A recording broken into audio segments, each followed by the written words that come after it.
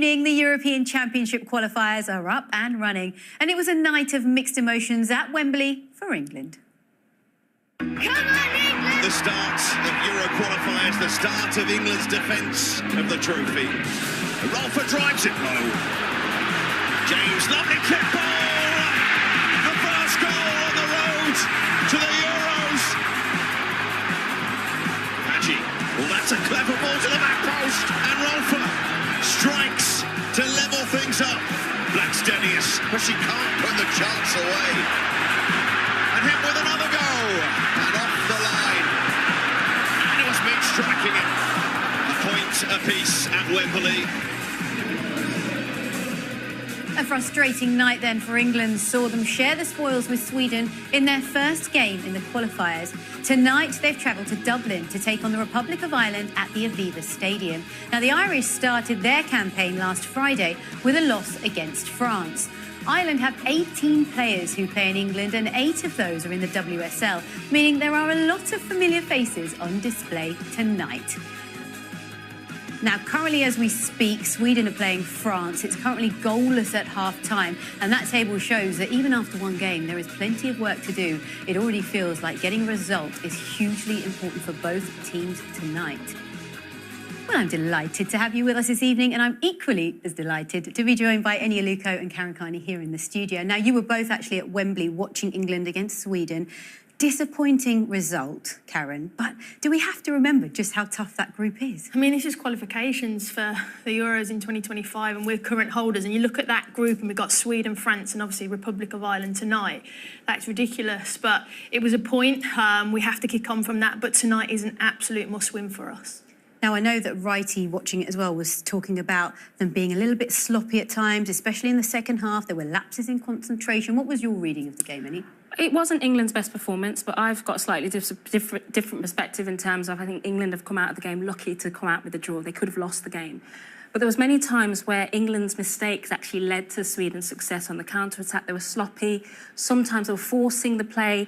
Sometimes just not being patient. You see here, just it wasn't clicking many times in attack. Certainly in the first half, you see here, Georgia Stanway, 1-2, it's not coming off. And then you see here, Kira Walsh, mistake leads to a Sweden counter-attack. So again, a lot of Sweden's success in the first half was coming from England just trying to overforce the play. It wasn't clicking, but I think England started to get their flow. Again, here, Niamh Charles trying to do a Cruyff turn in her half. Just little things just were not clicking in the first half. And, you know, Sweden pressure, counter-attack, you know, it led to a lot of pressure and sloppiness. It just wasn't clicking for England. And then obviously it leads to a goal. You see here, just lack of concentration. There should be someone in front of Stina Blackstenius there. Georgia Stanway recognising it's come. You see Lucy Bronze doesn't know what's on her outside shoulder. Lack of concentration, and it leads to a goal. And that is the fine margins in such a tough group. 3 of the top 6 in the world in this group, as Kaz said. Wasn't England's best performance, but I think it's important they came out with a draw. OK, well, let's take you straight now to the team news, because there is some significant team news here. 5 changes from that draw against Sweden. Let's show you where they are. So Hannah Hampton starts in goal. Leah Williamson, she makes her first start in over a year. It's great to see her back in the heart of that defence. Jess Park, Ella Toone and Jess Carter are the other changes in the side. The front 3 remains the same.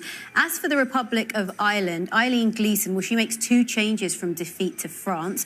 Both come in the middle of the park. Lucy Quinn and Rusha Littlejohn are in the starting 11. There is a player that you've got to look out for in this lineup, and that's Kira Carusa and Katie McCabe. Now, Katie McCabe is arguably the Republic of Ireland's most important player. She captains the side. She's an Arsenal wing-back. We'll be definitely keeping our eyes on her. OK, let's hear from Serena Wiegmann now. Here she is with Katie Shanahan. No Mary Earps with Hannah Hampton starting in goal. Is that down to an injury? No, it's not down to an injury. I think we're in the very luxury position that we have 2 incredible goalkeepers. As we have seen Mary Friday, she did an incredible job. But I also think that Hannah's doing a great job at Chelsea. She's growing into much and into competition with Mary. So this is a moment for her to shine. Leah Williamson makes her first start in a year. How big a difference is it having her back? Yeah, well, we'll see in the game. Of course, it's really good to have her back as a leader. As I said before, there's many leaders in this team. It's great to have her back. It's great for her, it's great for the team. And hopefully she'll enjoy the game and plays well. Different look midfield with Jess Park and Ella Toone coming in. What's the thinking behind that? Yeah, I think, Friday we saw with Ella Toone with her dynamics and run behinds. Also, we think that Ireland will drop a little deeper, that the spaces are small. Jess Park has done really well too at club and has been decisive. It's good in tight spaces. Well, I do think that our other midfielders are good in that too. But yeah, we'll play with a lot higher with our midfielders. So I think that's a good opportunity for them to play. Well, there's lots to delve into when it comes to this team. Hannah Hampton in goal. You're not surprised to see her there? No, I mean, look, Mary's incredible, but I think tonight we'll expect to dominate the ball. And Serena there alluded to that we think Republic of Ireland will sit deep. And Hannah Hampton, you see there, a kick in a distribution. She honestly is as good as an outfield player. So England tonight have got 11 outfield players with her distribution. She can pick players out, pick a pass out. I've said it before, maybe on this show, but I watched Hannah Hampton play outfield for Chelsea in training. She's that good. And I think that's why she's in the team tonight. We hopefully she won't have to make big saves, so she'll be better with her feet. And it's nothing against Mary. I think today's team is based on profile, what is needed to beat Republic of Ireland tonight. I think two other big changes are the number 10s. You know, the Republic of Ireland will bank up. They are very stubborn, very defiant. We've seen it against France. Toone and Park coming in, they're clever. Can you get in those pockets? Can you unlock what's going to be a very difficult defence tonight for Ireland? So I think that's going to be important for England. Absolutely. And if we think about who I mentioned before when we looked at the Republic of Ireland starting 11, Katie McCabe, she's their biggest threat. But tell us why. I played against her and she was so annoying, honestly, because she's a player that you want on your team because she's technically good, wonder of a left foot, brilliant, and you want her on your team because she's the heart and soul of this Ireland team. You don't want to play against her because she's spicy, and she will kick off this rivalry between England and Republic of Ireland. But look, she's phenomenal for Arsenal. She'll probably play left wing today. We've seen her play left back, so she's very versatile, but she's technically gifted. If we give away any silly free kicks, we've seen in the World Cup, she can be deadly. And that's a problem for us, but anything on her left foot, she can put the ball wherever you want it to do. She's that good. And like I said, I'd rather be on might. I'd rather play with her than against her. Exactly. Well, there's a reason, clearly, why she was a nominee for the Ballon d'Or in 2023. Yeah, Katie McCabe's a real driving force. She's got that fight, that fire. And she's stubborn. You know, she's a defiant player. You know, this is an Ireland team that have come out of a World Cup group of death as well, and really did themselves proud. They're in another group of death now in the Euro qualifiers, but they're not going to mind. They're at home tonight. They're going to give that, you know, they're going to play with pride, and Kate McCabe's a big part of that. Now, I know you mentioned that Serena's set up this team to cater to play the Republic of Ireland, but are you surprised she's made that many changes? No, I think they're all intelligent changes. I think she alluded to in the interview, Jess Park, she can get out tight situations. Ella Toone is brilliant at pressing and winning the ball back if we give it away and doing it quickly. I mentioned Hannah Hampton. Leah Williamson, it's brilliant to see our captain, our leader, but technically absolutely brilliant. So we're going to have to find passes. So I think this is a really smart team that the manager's picked, and I think it is one that suits us to play the opposition that we must win, Seema. This is no question about tonight. We're not here to make friends, get a point. This is a must-win. If we're going to retain our European Championship, we need to win this, and we need to obviously qualify, but this is a big game. And you mentioned Leah Williamson. How important is it they have their captain and their leader back? Huge. And it's, you know, Leah's had to be patient. You know, she's had some niggly injuries trying to come back. But that presence, that patience, I think, Leah, on the ball, everybody today for England is going to have to be patient because, as I said, Ireland will bank it up. They'll make it frustrating for England. Can they be patient on the ball? We saw in the Sweden game, sloppy mistakes, trying to force it. Patience is important for every single player today for England, including Leah. OK. Well, on Sunday, football learned the sad news that Jo Kinnear, ex-Republic of Ireland defender, passed away at the age of 77. Kinnear played for Tottenham for 10 years, winning the FA Cup, the League Cup and the UEFA Cup. He famously managed Wimbledon when they were in the Premier League, as well as Luton Town, Nottingham Forest and Newcastle. Our thoughts are with his family and friends.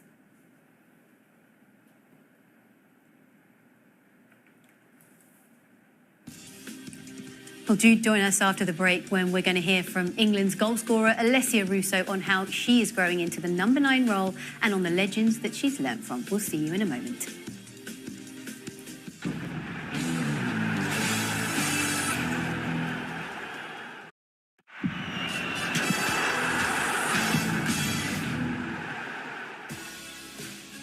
England have played the Republic of Ireland 7 times over the years and have won each time. But surprisingly, they've not met since the 1980s. And at times really have changed. Ireland qualified for the World Cup last summer and then won every game in their Nations League campaign last autumn, getting themselves promoted to League A.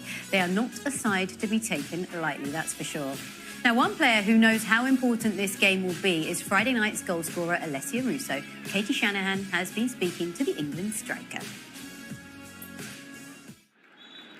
A point apiece at Wembley, and Sweden proving they are powerful opponents. We know that we want to be better, and we always want to be better as a team. Up next, you face the Republic of Ireland. What kind of threat are they going to pose?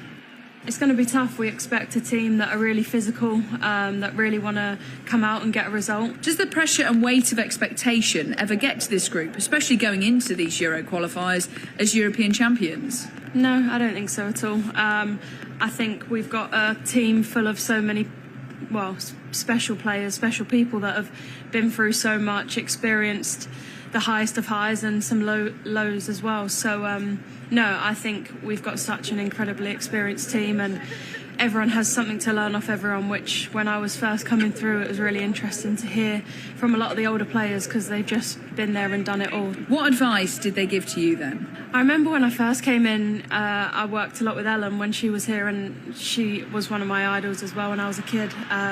And she was just like, I just saw her attitude. It wasn't, she's not the type of player that says a whole lot. She just works hard every day, and her standards are so high. So I think as a young player coming through, you can kind of feel that that's just the bar, and you got to come in and be ready to, yeah, just fit the standard. She's just been a top goal scorer throughout her career, and it's something that as a young player coming through, it's what I looked up to. What's the hardest aspect of the number 9 role that you've learned? I think being patient, you just got to wait for your time. You're not involved in a lot of play, but that's why you have midfielders doing their job, because they're the most techie players on the pitch. So let them have the ball and stay in the box as long as you can, and that's where you get your goals. James, lovely clip ball, and it's Alessia Russo. We worked a lot on her positioning, but also when the ball comes across, where does she position first and then to come in.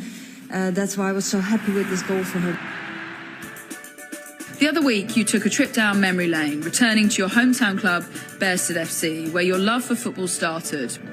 The little girls were so sweet, and they're all head to toe in their Bearsted kits, the same ones that I used to wear, and it was like a really nostalgic few hours down there. If I were to say to the girls starting out at Bearsted FC that she'd go on to be a European champion, a World Cup finalist and England's number 9, what would she have said? It's been dreams of mine to achieve some of that, but also want to keep going. She, again, would never be satisfied, so we'll keep pushing, but I think if you'd have said that, she'd have a big smile on her face. Oh, that was a lovely interview, wasn't it? And I love the fact that she said the toughest part about being a number 9 is patience. Relate to that, Ellie? I can absolutely relate. You're sure? I can relate, trust me. Yeah, I mean, I was really impressed with Alessia's performance, really impressive. That patience, the positioning. You see here, you know, there's nothing worse than having a centre forward when the ball bounces off you, but you see attacks can be built off Alessia because she's so professional about keeping the ball, using her body, protecting it, and then the team can play and go forward. Again here, she just uses her body. You know, you can't underestimate that. She gets the goal in the game, but this is the side of the game that I think gets underestimated. This is the goal. Again, build up, connection with your midfield. Can you be that bounce pass? And this is the positioning she talks about. Being that in between the centre-backs, and then you get your rewards. The amount of forwards we see sometimes playing outside of the box, playing out wide, that's the patience there. Stay in between the centre-backs, and the creative players like Lauren James will find you, and you get your just rewards. She gets another goal against Sweden. I think you know, you mentioned it, she probably came off too early. And I think that affected England's performance. I thought it was it. When she came off, we lost our rhythm, we lost our focal point, and we lost our link player. And we saw that from the clips. And I know that Serena wanted to have more runners in behind, but I think it kind of didn't work for us. And she's put her in the team tonight, and rightly so. I thought she was our best player, and hope she has another good game tonight. So how does she take her game to the next level then, Annie? Where do you think she could improve or get a little bit better, add a bit more? keep doing what she's doing. Honestly, I think her finishing, we saw it at the World Cup. Again, first 3 games in the group weren't great, but then when she took a moment, when she had a moment, she took it. We're seeing it now in the European qualifiers. She scored in the last game. Keep doing what she's doing. The hold-up play is massive for this England team that likes possession. I think she's just got to keep being clinical. When you get your chance in these groups, in these types of tough games, you've got to take it. And we keep mentioning tough games because in this very tricky group, it already feels like it's a must-win game for both of these teams tonight. So we're all set and ready for a fantastic match, aren't we, between the Republic of Ireland and England, and the teams will be out straight after this break. We'll see you in a moment.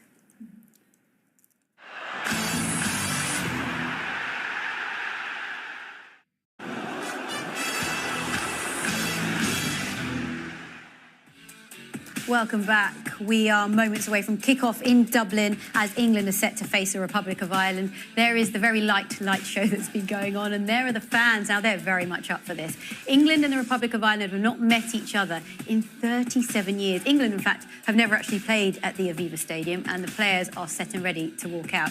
Karen Carney, what are we expecting from this one? Feisty. Look, this is a rivalry, take nothing away from it, and both teams will want to qualify. And for England, I mean, former England player myself, it's a must-win game for us, only picking up a point against Sweden. But if we're to beat Ireland, we've got to be full of energy, start from the minute that we get the ball, lots of pace, moving it from right to left. But main thing, Seema, concentrate. That's what let us down against Sweden. But this is a huge must-win game for England tonight. And Annie, we cannot underestimate the Republic of Ireland. They won all of their Nations League matches. It's their first home game of this campaign. Yep. What are you expecting to see from them? Defensive, defiance, stubbornness, you know, under new manager, as you said, you know, they've won a lot of games in the Nations League. They'll be confident, they're at home. You know, they're going to have a very good defensive structure. OK, well, it's great to just see Leah Williamson there leading England out. We're very much looking forward to this one. The teams are taking to the field. And tonight, we have Irish international Niamh Fahey in commentary alongside ex-England goalkeeper Siobhan Chamberlain. And they're both with Seb Hutchinson. Yes, thank you, Seema. From Wembley to the Aviva Stadium for England, Ireland's national arena welcomes overdue opposition. Not a single member of either squad was born the last time Ireland met England in an official women's senior game. But first up, there's national anthems. Please be upstanding for the national anthem of England.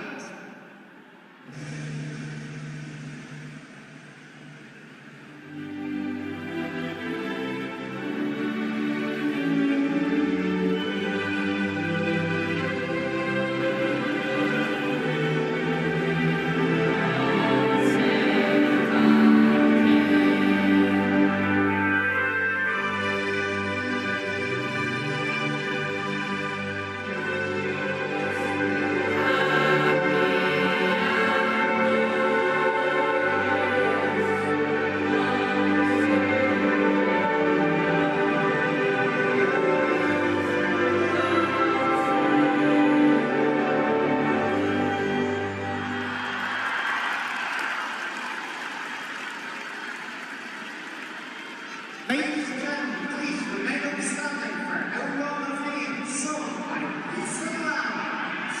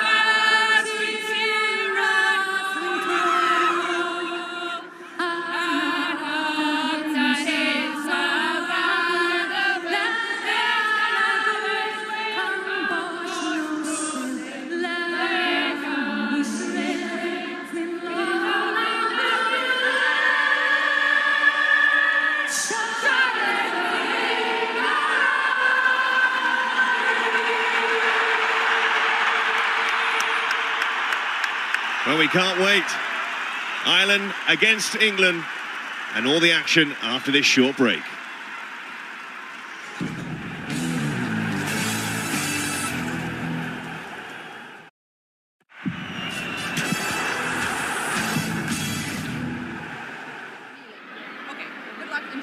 Well, look at the teams straight away. Eileen Gleeson makes 2 changes from Friday's France match. Usha Littlejohn wins her 80th cap in midfield. Lucy Quinn also comes into the side, which sees Arsenal star Katie McCabe move to left wing-back. Former England under-23 defender Anna Patten makes her home island debut.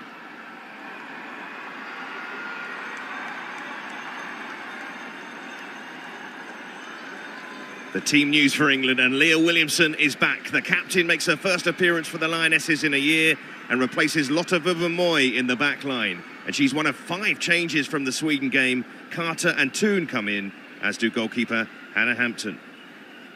Ladies and gentlemen, on the reference whistle, you'll ask them to join us in a moment of silence to remember Kelly Healy, wife of Ireland assistant coach Colin Healy, who sadly passed away this week.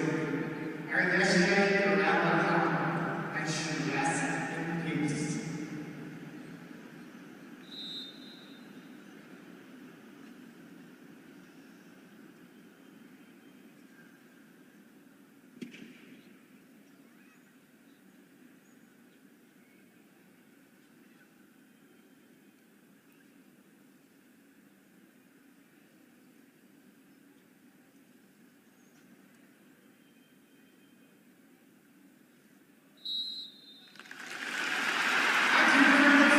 Moment of silence for the passing of Kelly Healy, who's the wife of Ireland's assistant coach Colin Healy, and neither someone who is part of the Ireland setup. I'm sure you want to pass on your condolences. Yes, very sad news at the start of the week, and yeah, we all like to wish our deepest condolences and sympathies to both the Healy and the Smith family on the untimely passing of Kelly.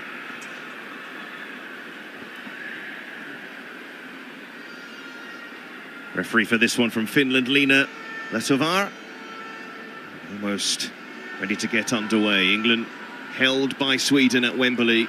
The favourites for this one, that's for sure, but Ireland need no more motivation.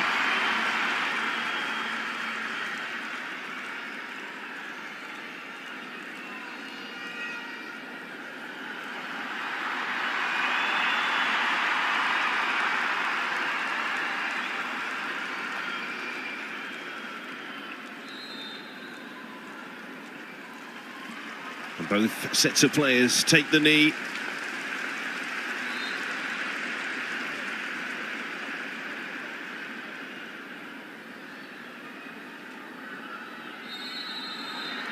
And away we go. A historic night for these two nations as they meet for the first time in nearly 4 decades. And straight away, Ireland going direct from kickoff. And Siobhan, England have made plenty of changes. How are you expecting them to change the way they play? They have done, and they're under a bit of pressure here after that draw against Sweden. I know Serena in the build-up has said this isn't a must-win game, but for me, this is a must-win. If they want to qualify in those top 2 positions, ultimately you want to be top of the group. They need to get 3 points here today. And Neve Ireland, of course, facing 3 top 10 nations in this group. What can we expect from the Ireland side? Yeah, of course, an extremely difficult group, and after just, you know, being promoted to League A from Group B, it's a very tough task with this group. So, like anyone, we have our aspirations to qualify. We know how hard it's going to be, and getting something from this game is going to be a good starting point for us. They're expected to pin Ireland back, especially with this lineup that they've selected. Jess Carter, left back today. Greenwood at centre half. Here is Carter.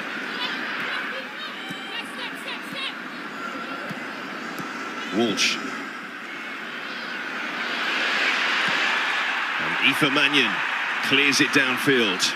Carusa, rather isolated up there, but doing pretty well to win the throw-in.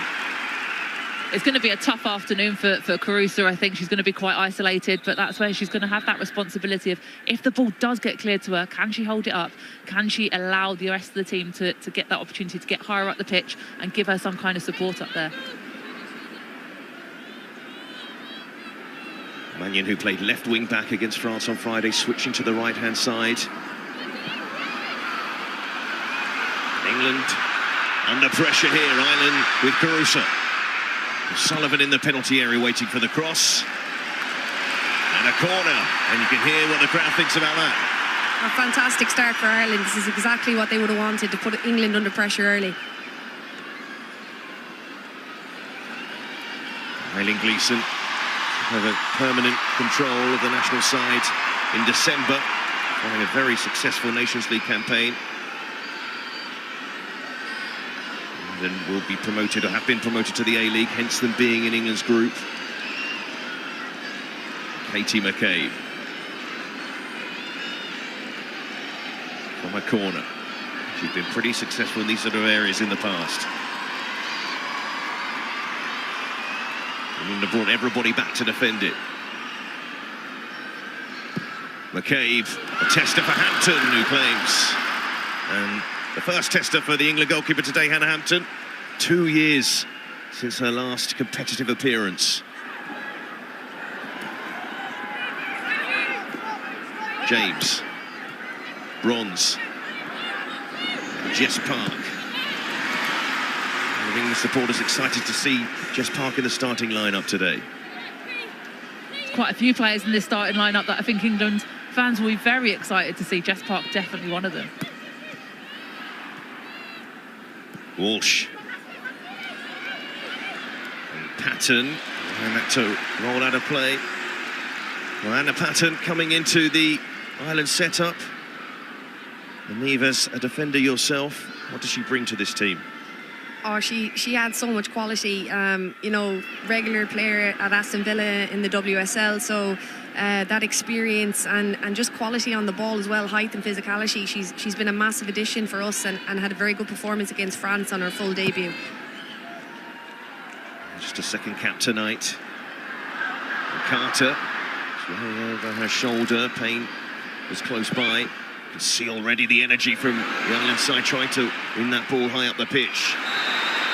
And that'll be a free kick to England, but they would expect a bit of this treatment. That would certainly have been in Ireland's game plan. Yeah, for sure. That's going to be, you know, part of our strength as an Irish team. Be physical, be aggressive, and I like to see that early doors from Russia in the midfield. Get touch tight to them and don't let them turn in that midfield, because that's what England want. England also want Hemp on the ball. And Hemp drifting inside to try and play it across. Could have dropped a white shirt instead. Mannion couldn't quite keep it in. It will be a corner for England. That's great play down the left-hand side by Lauren Hemp, and you want her on the ball. You want her driving at defenders, 1v1. That's her strength. A good block in the end and out for a corner. But I like the mentality from England early on. Got knocked down, got the free kick, had the physicality against them, but played it quickly, and then you get those opportunities in behind. There's the England corner towards that near post. Start with that near post as well, Ireland no. And they backed themselves at set pieces to defend them, and that was the frustration on Friday, that the France goal came via that situation.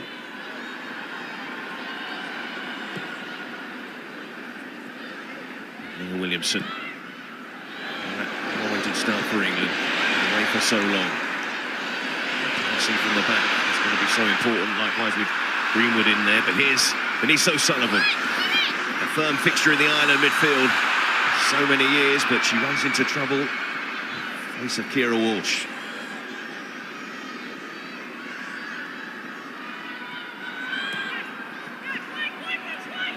Bronze. James. There goes the challenge from McCabe. Tight to James that time. It will be a fascinating confrontation. Here's Carter.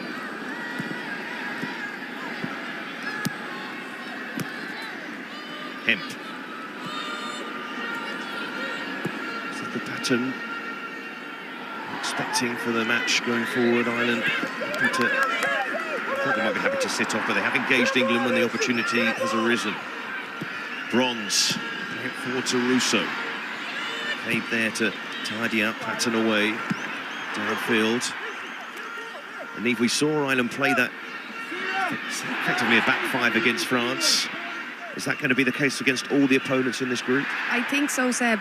Given the nature of the teams we're up against, Sweden, France, England, obviously the quality they have, we can't expect to play an expansive game, and the back five helps us close those gaps in the pockets, which top quality teams like to exploit.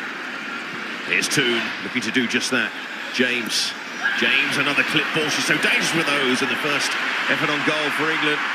Russo, we know, That's how England scored their opener on Friday. First real effort, an opportunity for Lauren James to get a delivery in there. And it's when Katie McCabe was dragged out of position slightly. She was playing a bit higher up. So Anna Patten then got pulled out. You said earlier about Lauren James and Katie McCabe being a really interesting battle, but McCabe's going to want to get higher up the pitch. So it's going to see how kind of disciplined she is to be able to stay low with Lauren James. Chance for Ireland to attack. Mannion forced back. Those who've watched Aoife Mannion in the WSL see more of her at centre half. For Ireland, used in both wing-back roles these last two games.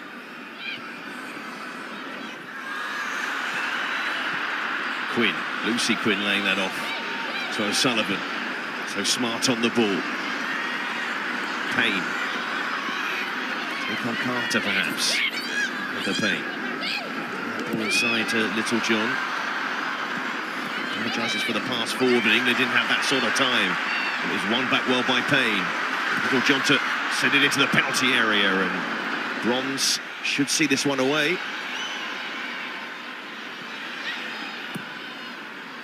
Absolutely no suggestion that this was going to be anything but a competitive match for England.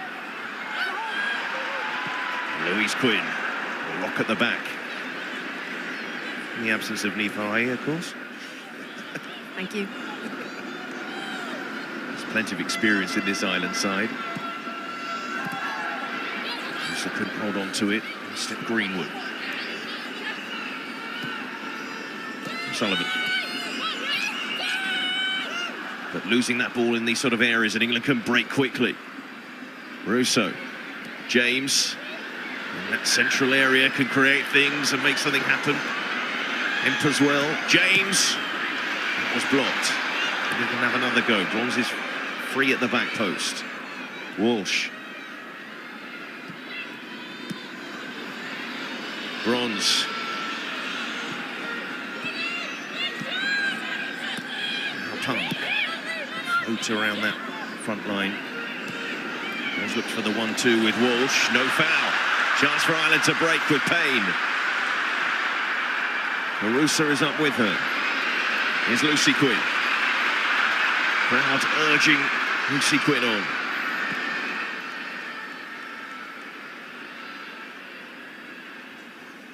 Don't know why it makes me laugh that she's got L Quinn on the back, as if that helps.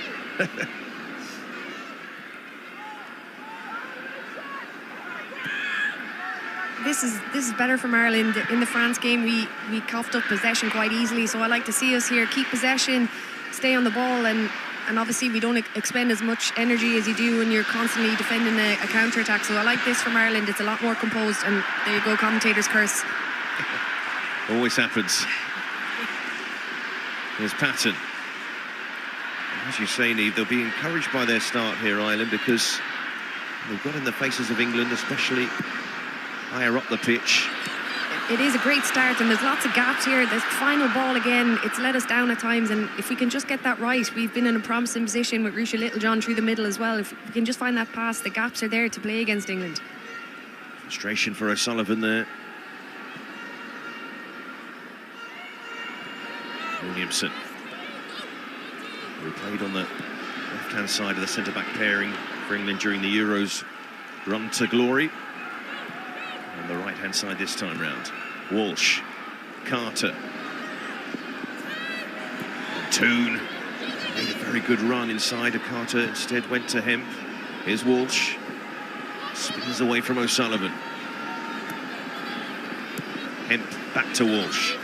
Russo waiting for the cross. And in it goes. It might reach Bronze at the back post. It does. And James is there. And James scores for England. And they lead in Ireland.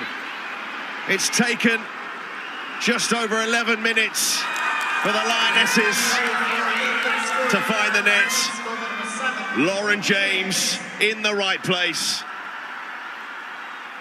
And they're off and running in the Aviva.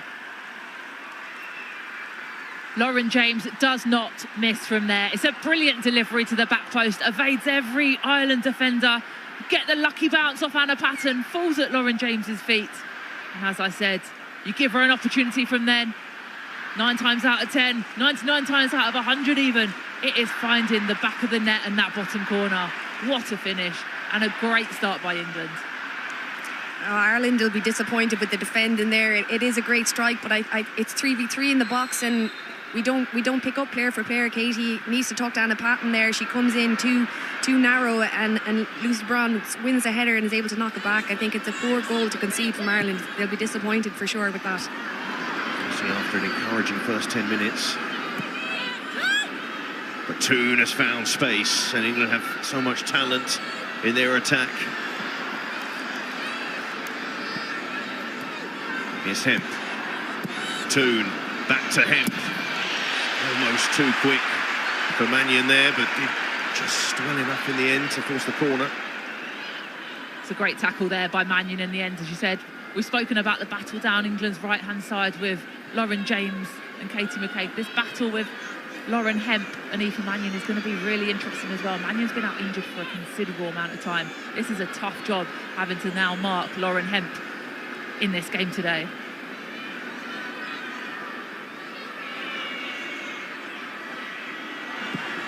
Toon clips the corner up towards Greenwood. Just beaten to it. Sullivan. Carter. And now Bronze. James. Park couldn't find James again.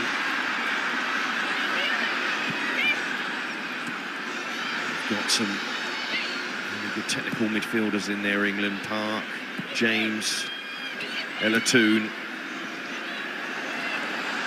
Different targets than maybe Ireland would have expected to face today. Here's Park. James, Walsh, checked back. Littlejohn slid in and no foul.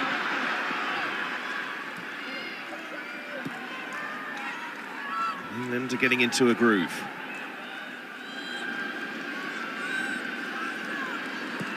Really patient play there by England down in this corner. Working hard to press Ireland, not enable them to play out. They wanted to pop it around. Just being patient, blocking off those areas.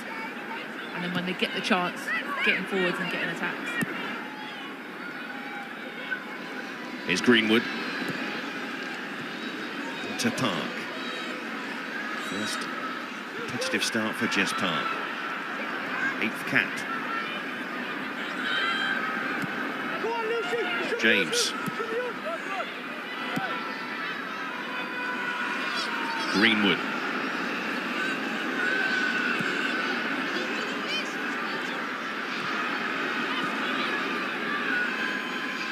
Walsh. Been working so hard on that side. Taking in to try and make them more compact. That's lost by Bronze. And now Lucy Quinn didn't get the pass right to McCabe. As an encouraging position there. It's frustrating again, another good opportunity on a counter-attack that we've wasted, and yeah, really we need to be doing better in these situations. That ball back. Jess Carter. Now Ella Toon. Scored against Courtney Brosnan, the Ireland goalkeeper. 3 weeks ago, Manchester United beat Everton. Of course, so many of these Irish players have faced these England players before at their clubs. Here's Greenwood. And Hemp. Walsh. Lucy Bronze completely free of the back post again. As Hemp will hang it towards Bronze. McKay got something on it. And then Park. England convinced there was a handball there. And the referee is pointed to the spot. Well, Ireland can't believe it. It took some time, but it will be a penalty to England.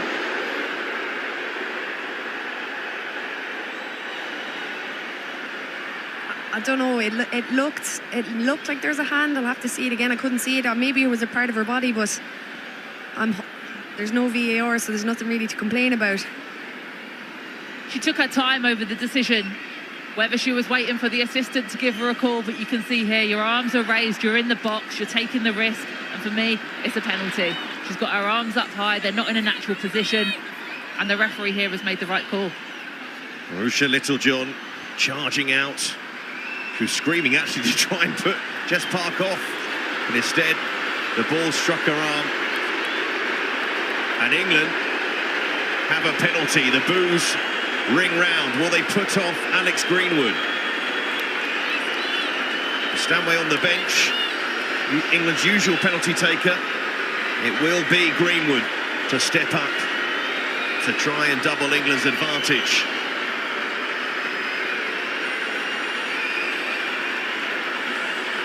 And the Ireland fans behind Courtney Brosnan's goal, hoping that Greenwood will fail.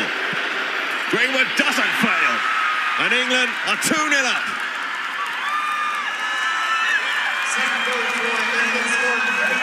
The perfect penalty by Alex Greenwood. Sends the keeper the wrong way. Powerful side foot straight into that bottom corner. With Georgia Stanway not on the pitch, England have no concerns. Greenwood steps up, slots it in. 2-0 England. A great start. Yeah, it's a great start for England. I suppose nightmare start for Ireland. There's a team huddle going on here, so they need to regroup and refocus fast. We don't want this game to get away with us at 2-0. It's already an uphill battle, but it's been a bright start and a frustrating 2 goals really to concede. See Eileen Gleeson maybe looking at that handball situation, but ultimately England, when they broke the way they did, had numbers in that attack. There's a lot of pressure on that Ireland defence.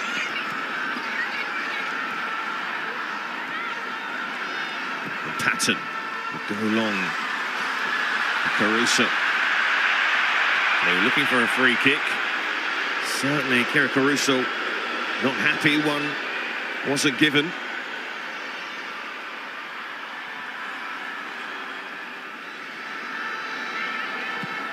Williamson. It's a loose pass. A chance maybe for Ireland to charge forward through Payne. When they have got in those areas, the final pass hasn't been the best. And then you have the turnover. You can see O'Sullivan going shoulder to shoulder with Hemp, but Hemp rides the challenge. Toon. There's too much on that pass. And even this sort of situation, Ireland would have hoped to hold out for as long as possible, frustrate England a bit longer. They'll be extremely disappointed, but what can they do at this sort of stage of the game? Yeah, I think obviously the game plan probably would have been to keep things tight, not concede an early goal. It's exactly what we didn't want to happen from an Irish perspective.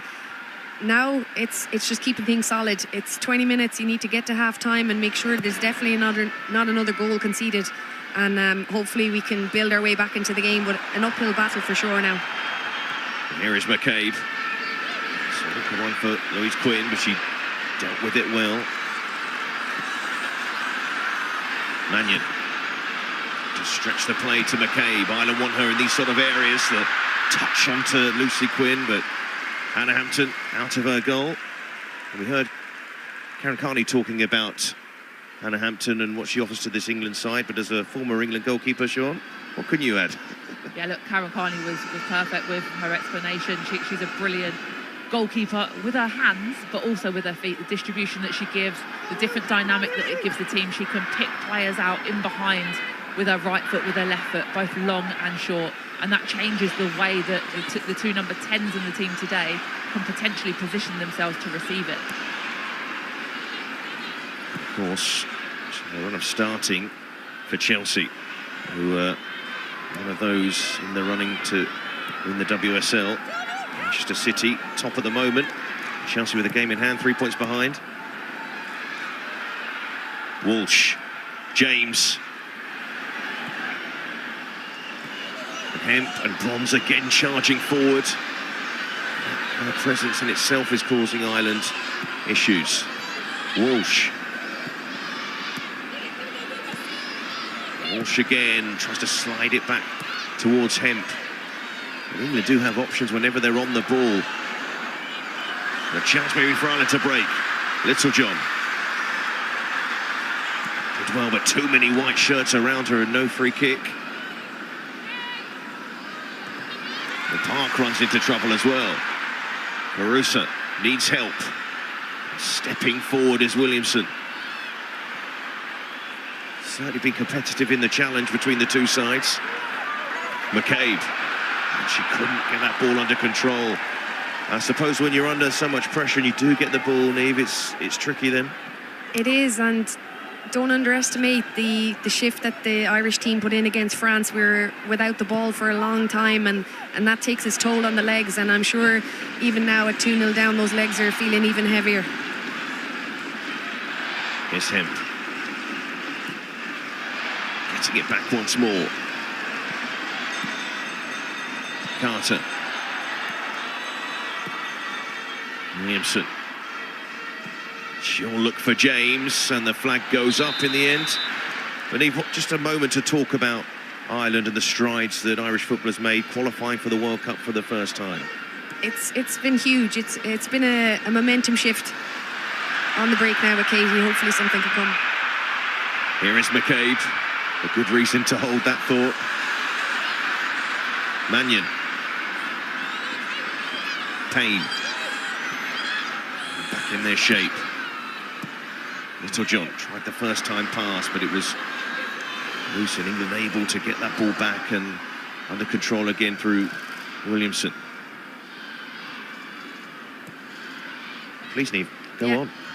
No, as I was saying, the strides that have been made by Irish women's football has been massive over the last 5 years. I think qualifying for our first major tournament in the World Cup in Australia and New Zealand was a watershed moment.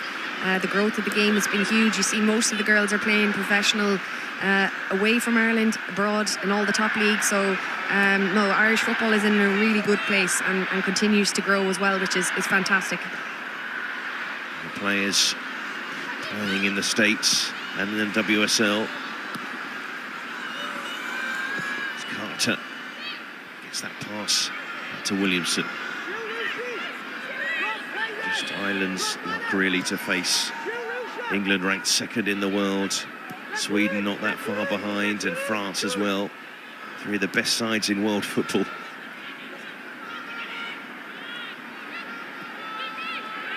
But there are more than one route to the finals. That pass though loose to McCabe.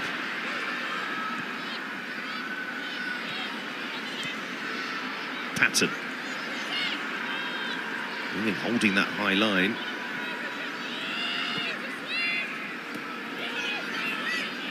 Just some possession for Ireland, really.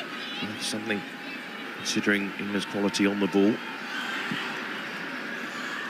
Brosnan getting it out to that right-hand side where Mannion is. Played forward by Caitlin Hayes. You mentioned there the high line being held by England, perfect there. Played her offside, really well held by Greenwood and Williamson. But for me, if Ireland are going to get back into this game, they've got to be more ruthless when they get possession. They've got to be clinical. They've had the ball in dangerous positions, but that final ball through hasn't been good enough to cause England problems. When you're playing against a top team, when you get those chances, you've got to be ruthless with them. Well, England now popping the ball around with confidence. Greenwood out to Carter. And Toon inside to Walsh, back to Toon. Toon plays it forward, away by Louise Quinn. And Park. And that's, of course, one of several issues here for Ireland. It's the fact that some of those England attackers can move around that front line, can play across that front line. Here's Carter. Toon in space to clip it into Russo. He hasn't seen too much of the ball so far, Alessia Russo, but England have seen a lot of the ball.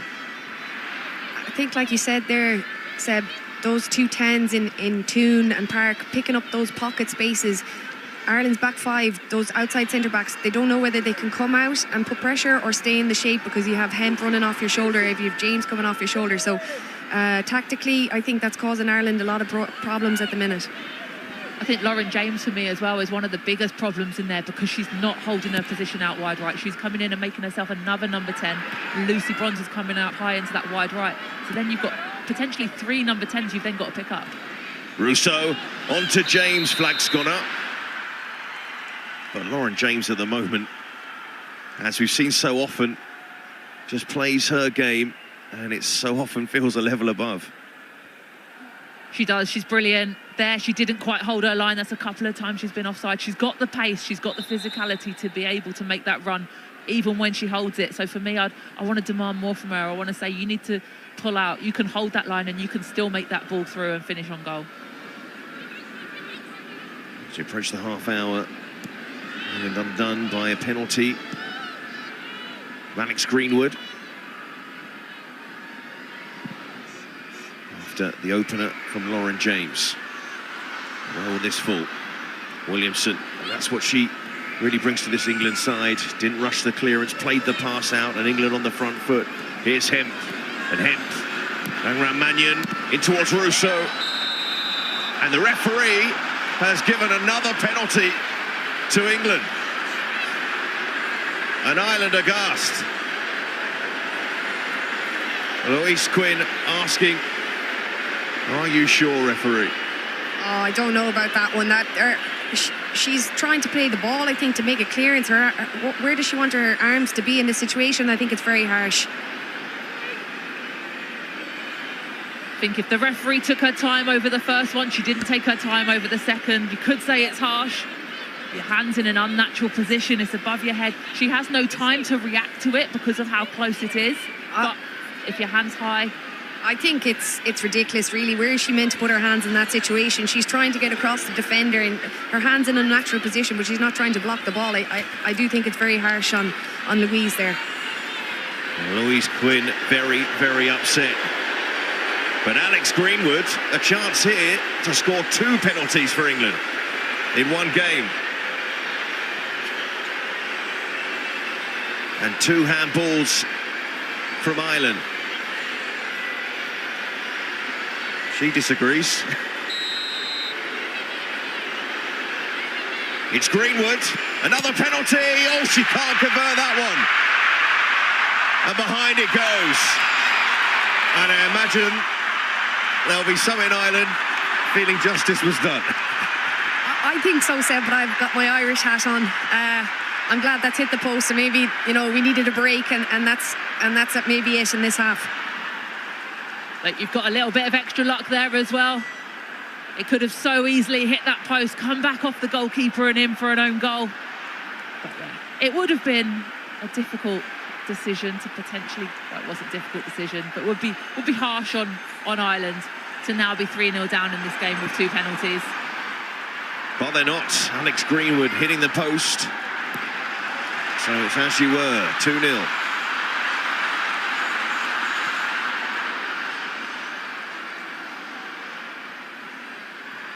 You can see how upset Louise Quinn was with the decision. But Luna Letavara, the referee, was sure. She was close enough to it. It did strike her arm, of course. The arm was up in the air, but it came at her so quickly off Russo. And when you see the replay, you can see why the referee did point to the spot. But sometimes handballs just feel unfair, don't they? I think so. As a defender, I think that's harsh. I know it's in a natural position, but I really do think she is trying to get her hand across Russo, and it has just flayed into that position, and then it cannons off her. I'm not sure what she could have done, really. Williamson playing it forward to James, too much on the pass. So let me get this right. I'm telling Louise Quinn later that you said it was a Stonewall penalty, Niamh. Is that correct? Yeah, if I don't want to be on her Christmas card list, that's fine. You can go with that line. Katie McCabe has had some good positions to get forward down that left-hand side. There's some instructions from Gleeson. One was to Carusa. They need to get more support up to if they can, but of course it's tricky with the way that England are playing. A very similar situation to France, who are another team with lots of talented individuals in attacking areas.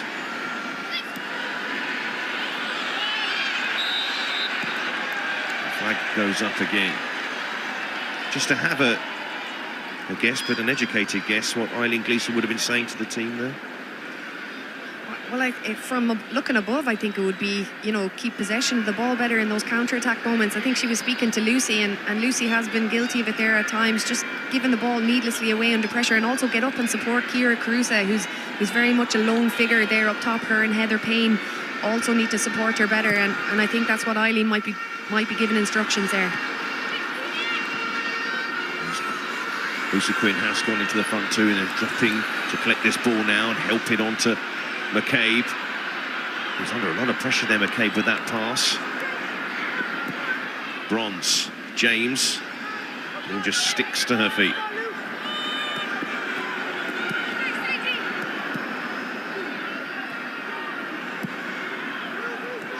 Greenwood. And Carter to Greenwood. There's the Ireland press. But Walsh pointing back to Hannah Hampton. Get her involved. Her quality on the ball. It's a change of tactic now. You see Lucy Quinn has definitely gone higher, so Ireland are going to try and press up the pitch, put England under more pressure and don't let them build. Patton getting tight to James. McCabe giving her a high five or a low five.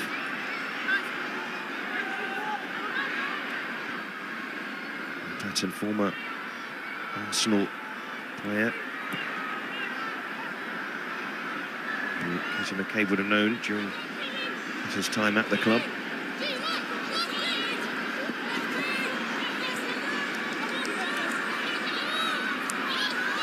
Greenwood. This is what England also have, is defenders who are good on the ball, and Williamson and Greenwood. Because Walsh dropping in. Williamson just clipping it out towards Carter. Being forced back though. Ireland new to press Carter there. It's good pressure from Ireland. I think they've just come, you know, 5-10 yards higher, and you can see there they've times they've kept England on one side of the pitch and forced them into a turnover. So it's good pressure, and they need to be a bit braver in that press. The Payne applying that pressure, place for Everton at the moment. Closing in on 50 caps, the age of 24.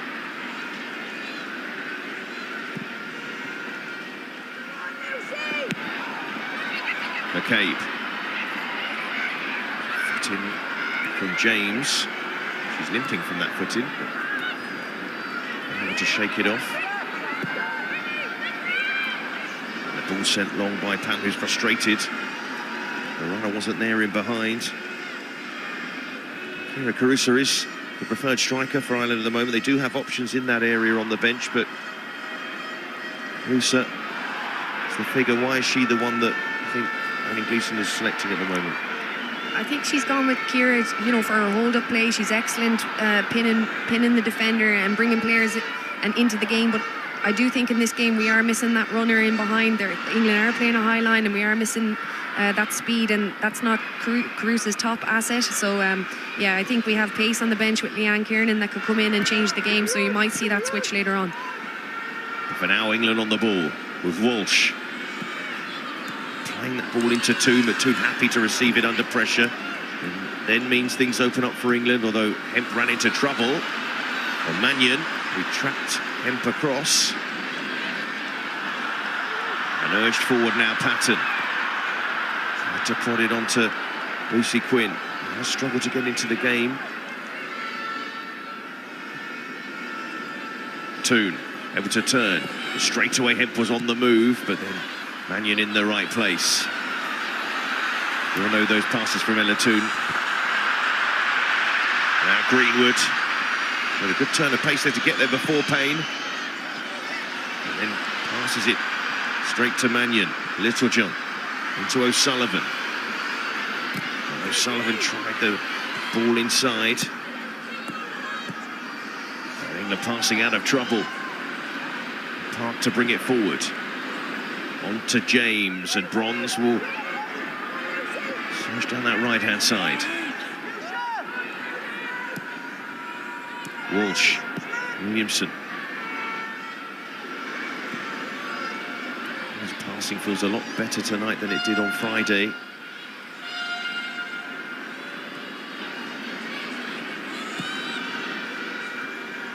Here's Williamson. James.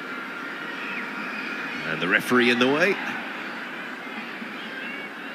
Apologises as well. Lauren James is that good. She thought the referee would join in and play with her, play a little 1-2 off her heel. Didn't quite bounce as she'd maybe hoped. England on the attack again.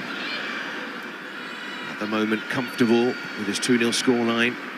Ireland have made it uncomfortable on occasions, but not enough to knock England out of their stride and get them this advantage that they have. Neil Williamson back in an England shirt. Greenwood. Out to Carter. Room for Walsh. Hemp. Trying to cushion it to Toon. You can see the counter press from England when they do lose the ball.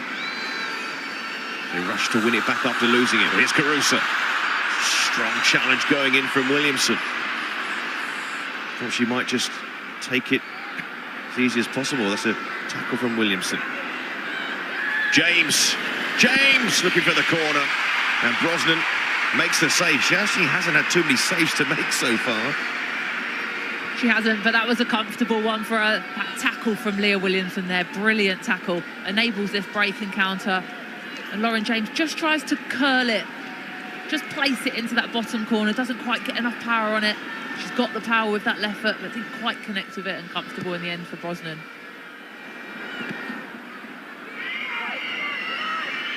Also striding out there. Challenge in from Toon. Payne does well. Mannion play it forward to Caruso, but England have dealt with that sort of pass so far. Sullivan getting that back, appreciated by the crowd.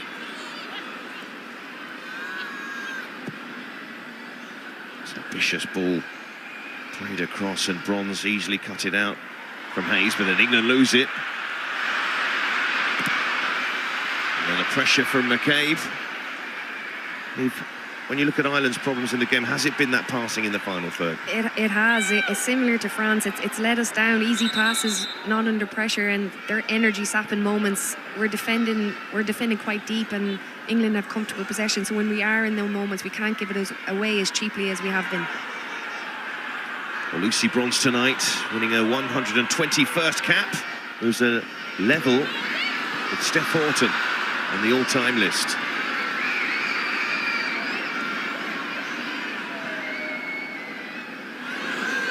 Here's Hemp. Carter.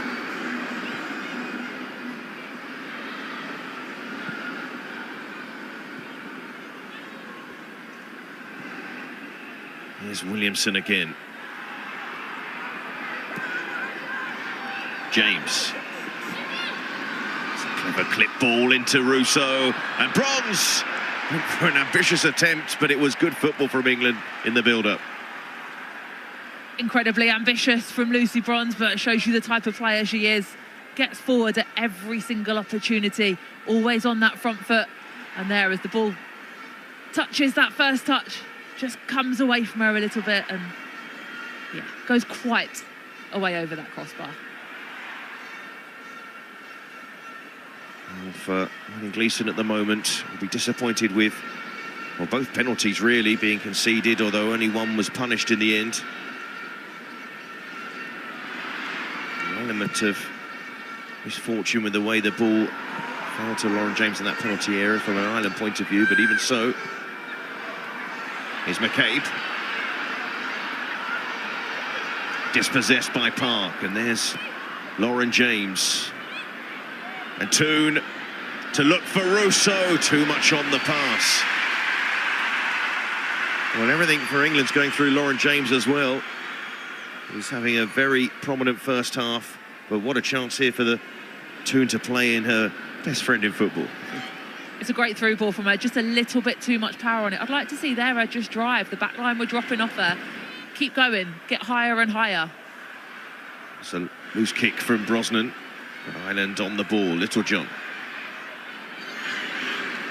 He's across to Louise Quinn. It's a good ball to McCabe. And McCabe will try and switch the play across. Now Payne is asking a lot for her to get there before Carter. And Carter just eases it out of play. Siobhan, with Carter, seems to be basically a defender who can play all across the back line for England, and that's probably the main reason why Serena includes her in all her squads. She is, but it's really interesting because Serena Wiegmann said pre-match that she was in because she'd have to secure it a bit defensively. She's a lot higher up than Niamh Charles probably was against Sweden, so she's definitely playing more attacking. So it's a really interesting point that Serena's made, that she'd need to be more defensive. I've seen her so far up the pitch today. It's been great seeing her join in. And she's, as you said, she's got that ability to do it right across the back line. I don't need to ask that same question about Lucy Bronze. We know where she's going to be for a lot of the game, trying to get into the opposition penalty area, which has caused Ireland issues. Carter, get away from Payne. Back it goes to Greenwood. And Walsh, shifting that ball on. Again, that pass through isn't quite there. And Rosnan gets her hands on the ball. She had a very good game against France. Very big player for Ireland. She's learning off one of Ireland's best at the moment as well. Emma Byrne amongst the goalkeeping coaching staff. Ireland give the ball away again. James wanted it back. The flag's gone up. And maybe Ireland a little fortunate there. Incredibly fortunate, with Lauren James being the one who would have received it. It's a loose pass from Katie McCabe. You don't expect to see that from her with her quality. But as the ball comes through here, Alessia Russo is strayed offside. And repeated again when Lauren James has got on the ball. I feel like something's going to happen.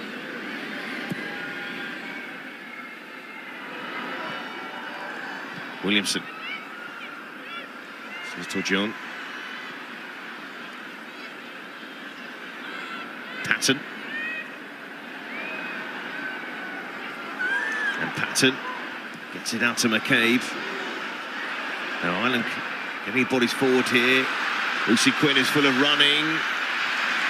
Does get the corner. There's Kira Walsh getting back there. It's great play by Lucy. She's made something out of nothing there, really, and Walsh looked like she had it covered, but she's forced her into give in the corner to Ireland, so good pressure by Lucy. And these are the areas for Ireland. Set pieces. Louise Quinn has had a habit in her career of getting on the end of good deliveries. Can Katie McCabe produce one?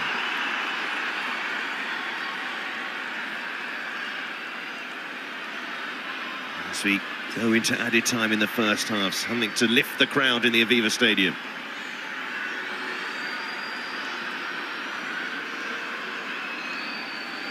McCabe with the corner.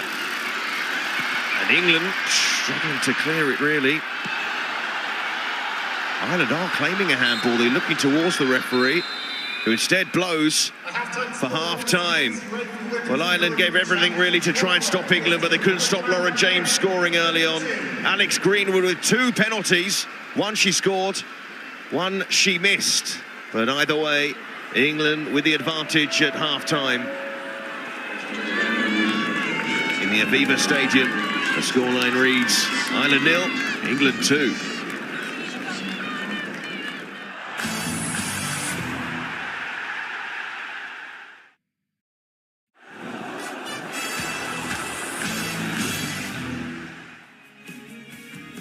The Lionesses lead at half-time. A deep cross there from Kira Walsh.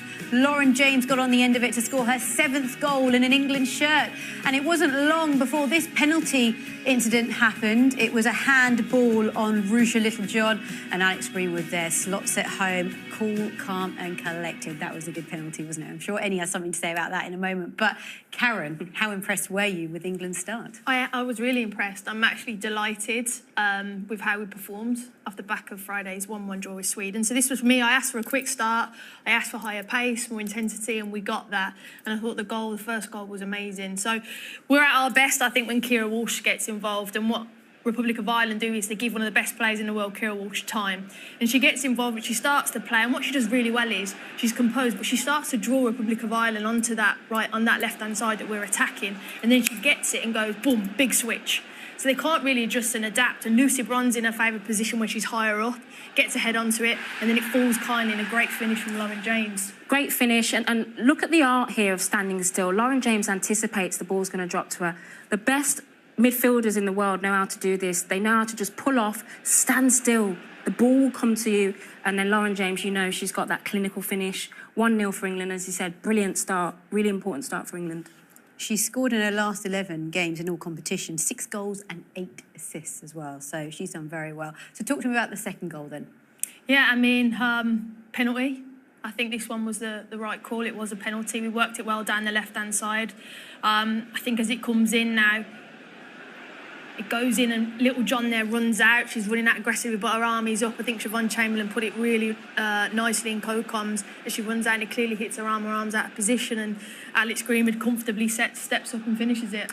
Yeah, I expected Alex Greenwood to maybe go across the goal, but this is a really clever penalty. Left-footed, she just waits for the goalkeeper she sort of tricks the goalkeeper, and a great finish. She was incredibly calm there as well, wasn't she? Yeah, and that's important for a penalty taker. Left-footed penalty takers, I think, are always more difficult to save against. Now, England were awarded another penalty, but what did you make of the incident? No, shouldn't have been a penalty. And we'll explain why, but I think the referee got this one wrong. This is in the build-up, and I think we're highlighting Ella Toone because this is why she's in the team. I think she's got really good spaces, like they were highlighting off the back of the Republic of Ireland's midfield. She gives it to Lauren Hemp, who we love to see in a 1v1, and gets into those crossing positions, which we've seen her. And as the cross comes in, you can see Quinn's arm is up. But the reason why it shouldn't be a penalty, you see from this side, is it comes off her thigh. And when it comes off her thigh and then hits her hand, that's not a penalty. So for me, the referee's got that decision wrong. And look, it's a second penalty stepping up. Alex Greenwood isn't usually England's penalty taker because of the changes tonight. And as a penalty taker, when I played myself, it is difficult when you get 2 in one game. And unfortunately, she didn't get it. But maybe from an Ireland's perspective, that was justice because it shouldn't have been a penalty. Yeah, that's the word. I think justice was served. Never a penalty in terms of it hitting Quinn first. It's always difficult, the psychology of taking a second penalty. I can imagine. Arguably, do you change it? Do you let someone else take it? Because it is quite hard. You go the same way. But all in all, a really strong performance from England. We talked about the patience. We talked about that possession. Really nice play for large parts of the first half. No shot from the Republic of Ireland as of yet. Did you expect to see a little bit more from them? Look, I think England have been brilliant, and we expected Ireland to sit in that deep block, and I think they would be disappointed to concede that goal, and then their game plan changes because you go a bit more expansive and you leave yourself even more vulnerable. So I think the game has panned out how it was, but I am impressed with England. But 2-0 is still not a great scoreline, so I think the next goal is important. Yes, absolutely. We know this game far too well to know 2-0 is never a safe scoreline. So what will we see in the second half? Serena Wiemel will be extremely pleased with what she's seen from the Lionesses so far, in stark contrast to what we saw in the first half against Sweden. However, will we see a reaction from Ireland in the second half? We're back in a moment.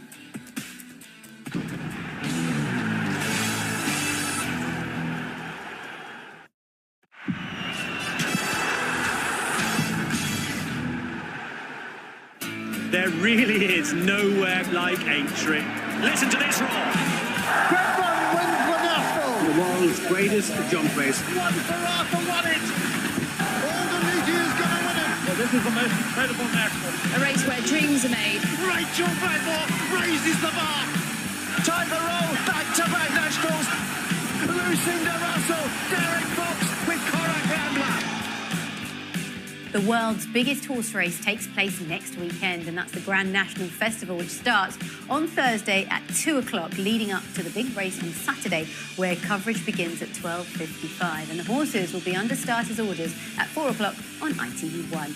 The opening show will set the scene every morning at 9:30 a.m. on ITV4 and on Saturday on ITV1. Well, let's bring you right up to date with what's going on in this Group A3 table. Well, earlier on, Sweden took on France in Gothenburg. It was France that took all 3 points. Wendy Renard with a goal in the last 10 minutes of the game, her 38th international goal, so that leaves France top of the table with maximum points from their opening 2 games. England are second as things stand with 4 points, and that shows you that the Republic of Ireland have a mountain to climb and they have it all to do in this second half. Now, we spoke a lot about Leah Williamson being back in the England side. What she brought to this side in the first 45? Calm, patient possession. You know, there was a clip, in particular this one. This is where you know England are in their groove. Just watch the inside, one-touch passing, bang, keeping it. Ireland don't have a chance to get the ball. This is what Leah Williamson brings. She sets the attack, she sets the possession, she brings that level of quality to the possession, something we did not see against Sweden.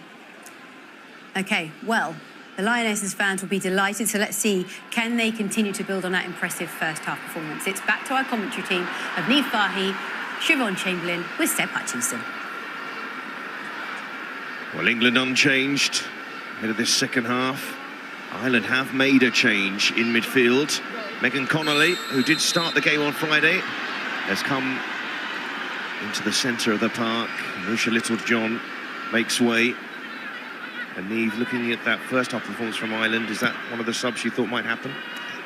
Personally, yes. I think that midfield is having a lot of running to do, a lot of ground to cover, especially without the ball. So no surprises, a change in midfield to get some fresh legs on through Megan Connolly. Connolly, one of several of these Ireland players who play the football in England.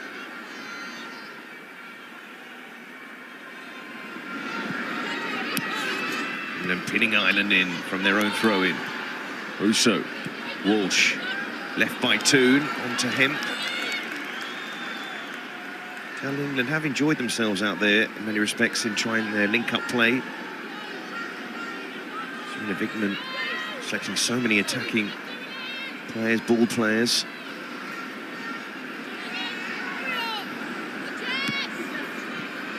Also putting the pressure on. Siobhan, what did you make of that first half from England? I think they were clinical when they had their opportunities. They were patient in possession for quite a lot of it. When they had opportunities to press high, to win the ball back, to force Ireland into errors, they did it really well, and they sniffed out any kind of dangerous opportunities in the attack. So I think Serena Wigman will want more of the same, but she'll want them to create a little bit more this half, I think. Okay, trying to get out. Does earn the throw. Riley Gleeson having the job permanently in December after having the role on an interim basis from August. Taking over from Vera Pauw. And Ireland trying to get out of their own half early on here. And a big reason why she got the job permanently in the end was their Nations League campaign in Group B, where they won every single game. Home and away victories against Northern Ireland, Albania and Hungary, which led to Ireland being promoted into League A and essentially being in this group with England, Sweden and France. The French sitting pretty at the top. 2 wins from 2. Big win for France to win in Sweden. Hampton confidently playing that ball forward. Russo will get it under control. Connolly.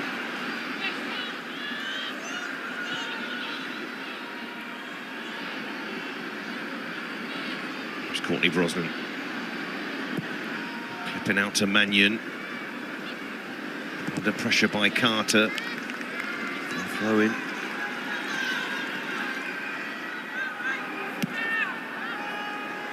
Well, we saw in the first half, Riley Gleeson trying to get the players to get up in support to Caruso up front, who was isolated for so much of that first half. These sort of positions, McConnelly wins it, but the touch is heavy and allows England to nip in again. But they had a fair few of those sort of situations, and even they could take advantage of them. Yeah, they have, and that's really been the frustrating part for Ireland. We have been in those good opportunities, and we've seen the passes here, but the touch and the pass has let us down. Bronze, McCabe high up the pitch where she wants to be. Niamh, you spoke in the first half about the different options that you have if you bring Leanne Kiernan on. How long does she leave it till she brings her on the pitch? I think she needs to make a change sooner than later. We're 2-0 down and we need to get this crowd behind us. They haven't had much to get behind us apart from the first 10 minutes when we made a bright opening. Leanne Kiernan gives you that pace in behind. She gives you something different to Ciara Caruso, who's very much a hold-up player. And I think, given how expansive England have been at times, maybe the Irish midfielders have been reluctant to play that ball in behind because they know that's not Ciara Caruso's strength. So Leanne Kiernan gives you that immediate pace in behind option. Leanne Kiernan, a club teammate of Neves at Liverpool. Best place to know what she can offer to this Ireland side when she comes on. Lauren James down at the moment, but Ireland is their right to carry on. Mannion is asking a lot for her to get there, but Lauren James has stayed down.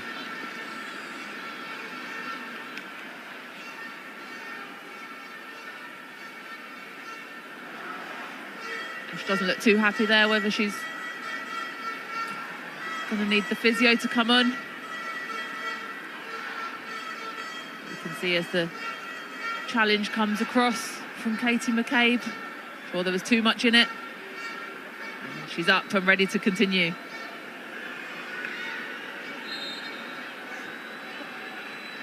That's good news for England, based on her performance so far.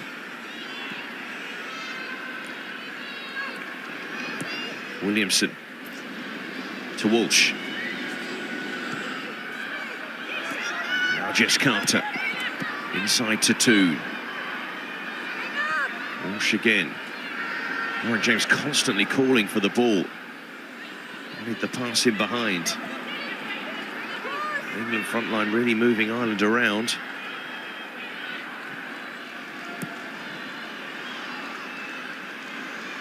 Hampton. Started one competitive match before this for England. Way to North Macedonia for World Cup qualifying. Great pressure from Ireland there. We can see they're a lot higher in this second half, and as good as Hannah Hampton is with their features, still forcing the ball into a 50-50 area, and we've given away possession again, but initially it was a good press. McCabe stays down as England come forward. And Park turning. Ball though just going behind Rousseau, but there's Carter to mop up. And here's Greenwood. To McCabe, back to her feet. Carter trying to help it on to Greenwood.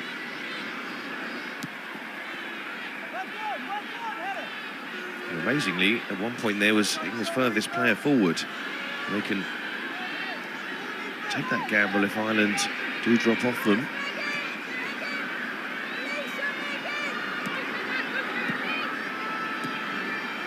Two ball-playing centre-halves that England have. So they're able to comfortably keep that ball. It's interesting, you heard Annie and Kaz doing the commenting at half-time about the impact that Ciara Walsh has had on the game. This second half, Caruso has dropped in deep on top of Ciara Walsh and trying to stop her having the same kind of impact. This is where Williamson and Greenwood take over. Ball played over the top, though, towards Hemp, who didn't keep it in play.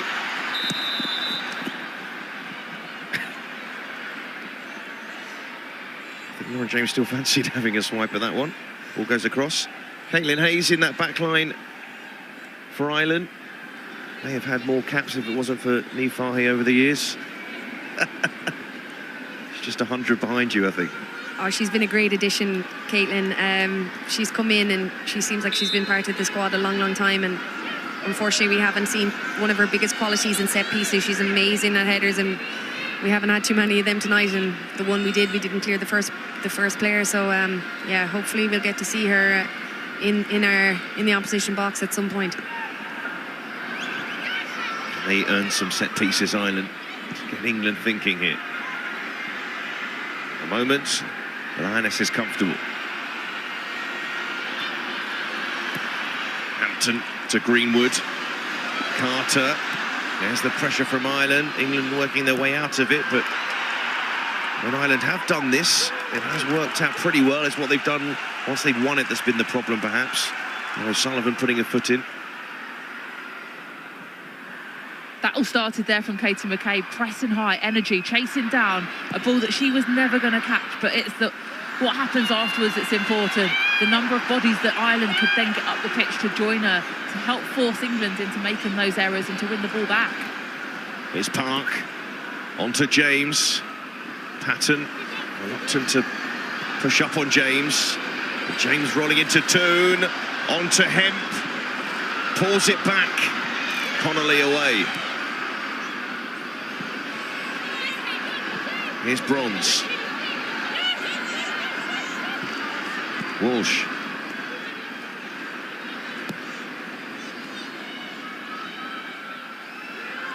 Greenwood. Now Hemp.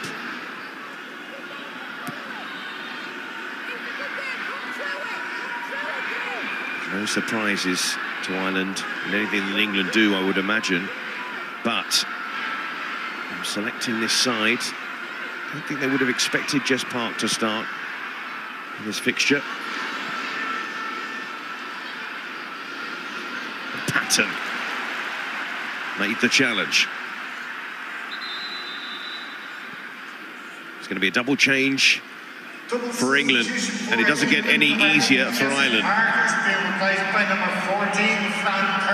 So Fran Kirby and Beth Mead coming on, and Jess Park going off. Siobhan, what have you made of Jess Park's performance today? She's done well, she's worked hard, she's found those pockets. It's been difficult for her because there's been so many bodies in there, so it's hard to get that opportunity to receive it, to face up, to drive forwards. But she's a young player, it's a big game for her, and she can be proud of her performance.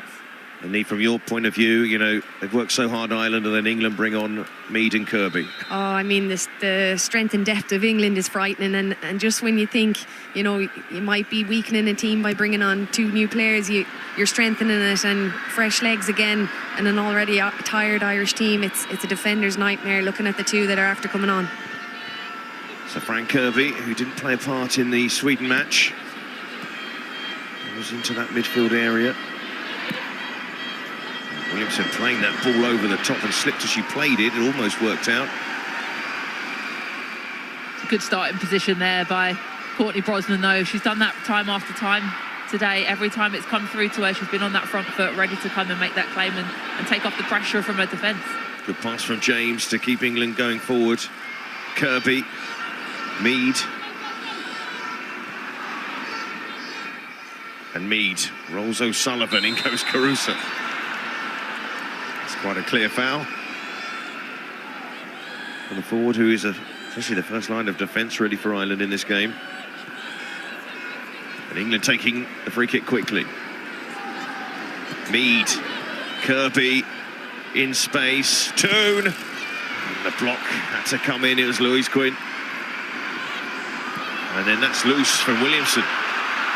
But again, Ireland, not for the first time in this game, missing out on the opportunity to break. And I think Niamh just threw a microphone over the side of the stand. I don't want to sound like a broken record, but again, these opportunities are coming and we're just not taking anywhere near advantage. And hopefully we might see Leanne Kiernan soon, and that pass might be released a bit quicker, knowing our strengths in behind. Themselves in those areas on more than one occasion. The break hasn't been completed. It's Greenwood. Carter. Walsh. Lovely feet from Kira Walsh.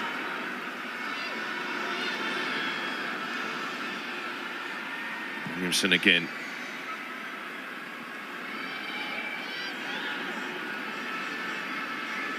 Greenwood.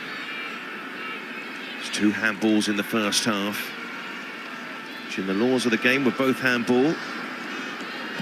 But Greenwood could only convert one of them. Other penalties. Brilliant work from England again. Walsh got England going. Russo lays it off. Mead. And then the flag goes up and Mead disagrees.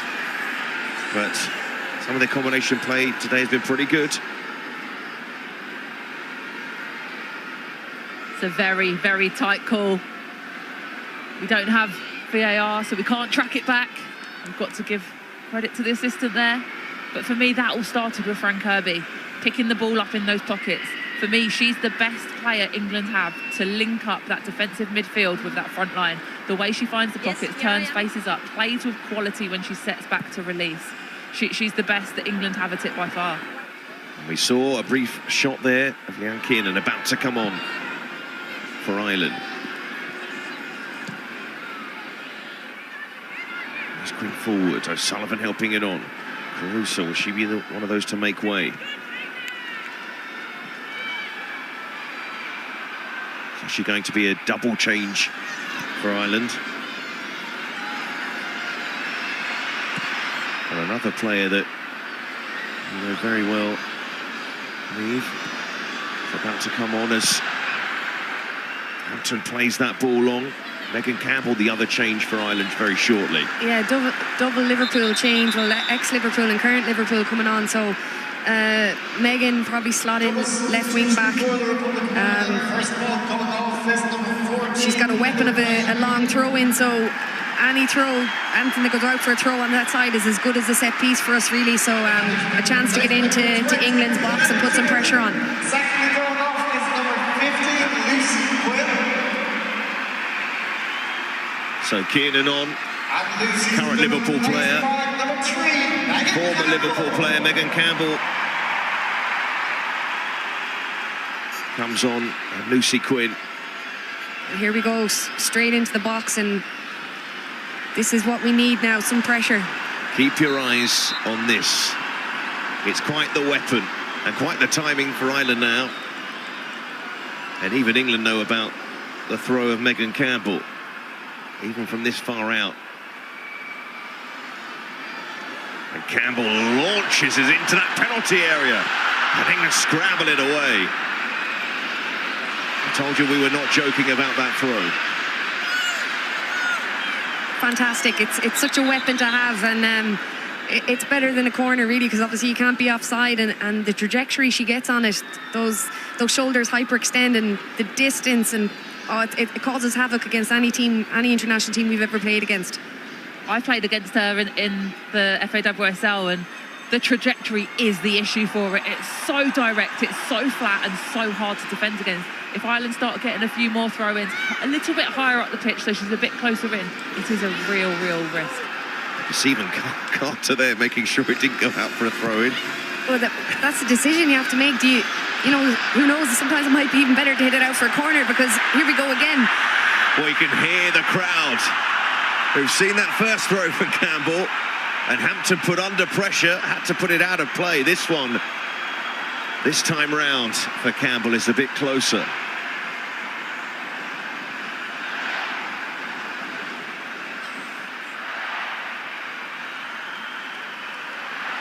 So Campbell to wind one up again, launches it in. Hampton was struggling to deal with that. It's put behind at the near post. Oh, the crowd is up now. Megan's given us a big lift there. The Irish crowd are getting behind the team, and this is what Ireland needs, some sustained pressure. The panic in that England defence. Kira Walsh putting it behind her own goal in the end, but France felt this as well on Friday. McCabe, and about from a corner. McCabe, Hampton doesn't come for it. England clear it away in the end. It was Williamson that time. And then Kirby forward. Now is the break on here for England. Mead, try and drive forward. Connolly does well to hold Mead up. So Ireland can get the bodies back. Kira Walsh much more comfortable when the ball's on the ground. She genuinely looked cheesed off from that throw-in. Here is Walsh again. Walsh to James.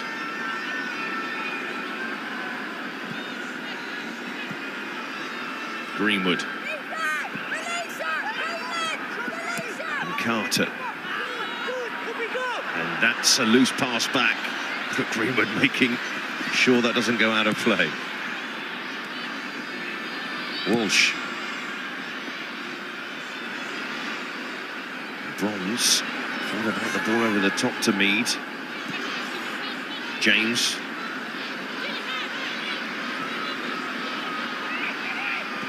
Toon.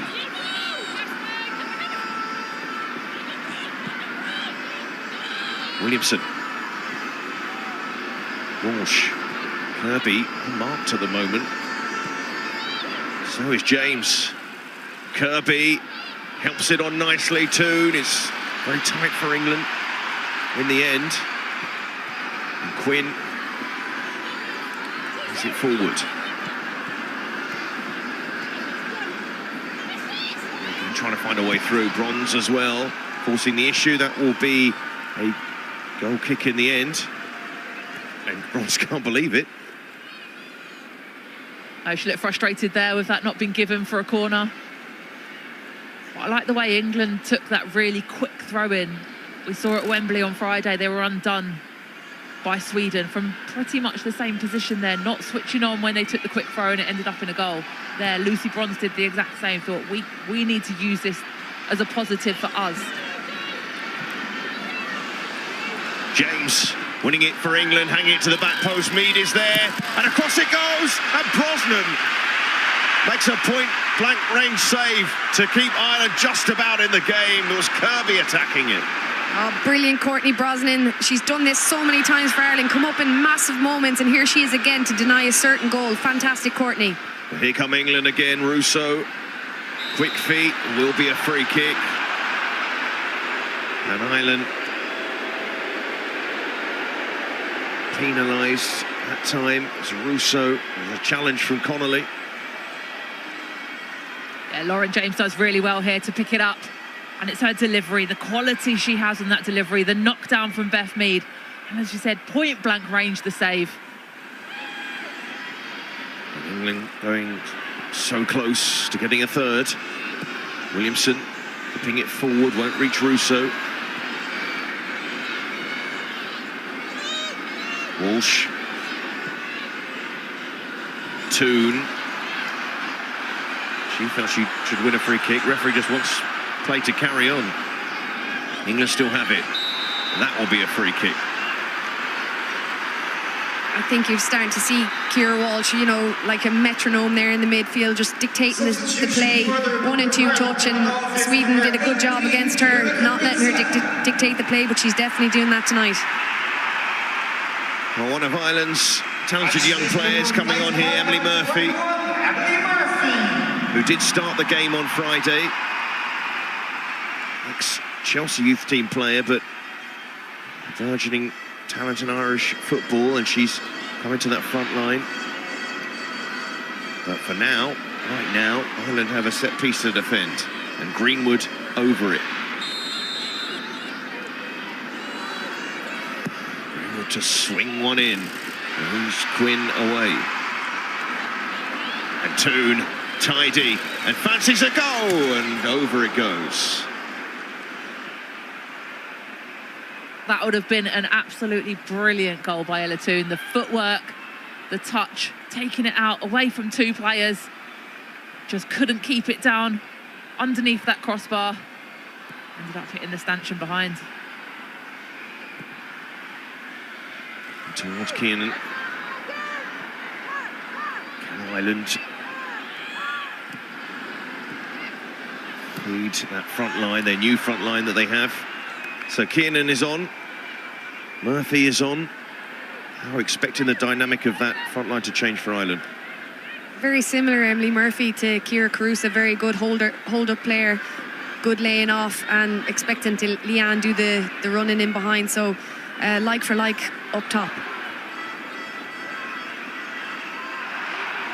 It's 2-0 to England. Ireland know if they could just get one. Question is, can they keep England out? Patton stepping forward. Here's James. Works it on to Bronze.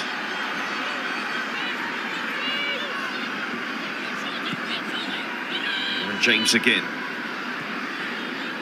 Kirby.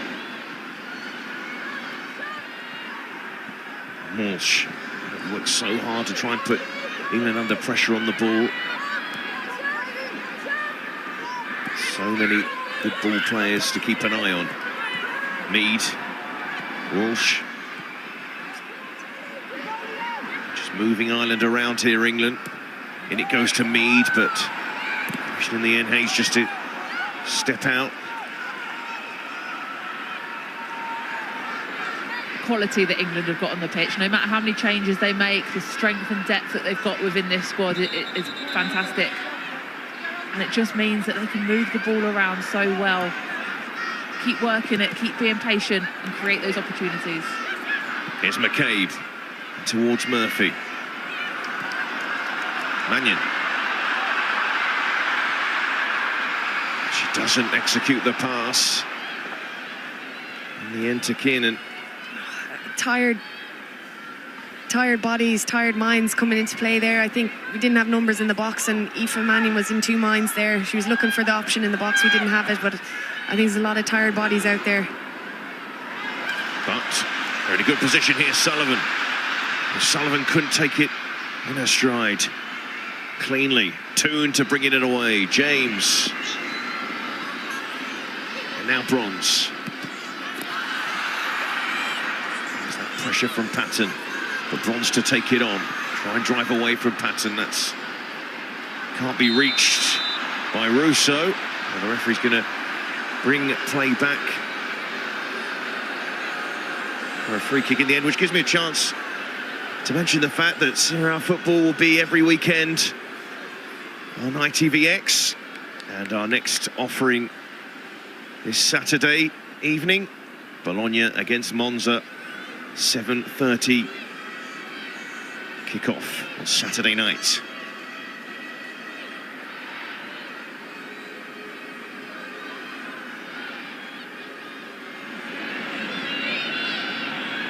That's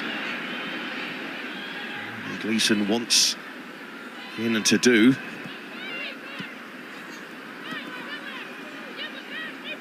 Does he get up in support, Murphy? Going to run through to Brosnan. Connolly. Kiernan wants that ball played over the top. Connolly gets that pass wrong again, and Walsh to clip it forward to Russo.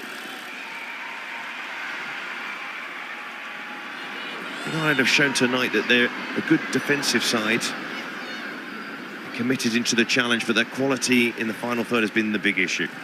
Yeah, and us and Ireland are a work in progress. You know, this is new territory for us. We've just been promoted to the top group in League A, and you're playing against the European champions, we know, and as much as we've been solid, we need to work on going forward, and that is something we need to get better. But these games are going to bring us on, playing the likes of England, playing the likes of France, improving our game. That's going to bring the team on no end. The potential is there, the pressure on Hampton is there. Although Hampton did put the ball out of play because Carter was down. And a shake of the head from Jess Carter here. And of course, this is the last game of the international break. England won't take a chance, you would fancy. So Stanway is down there, waiting to come on.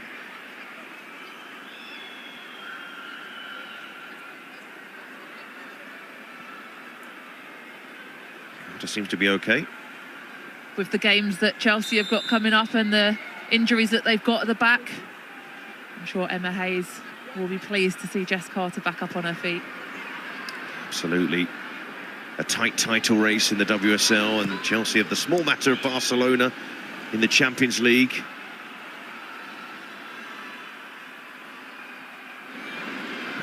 Brosnan forward. It was tricky for Campbell, the bounce. Stanway waiting to come on.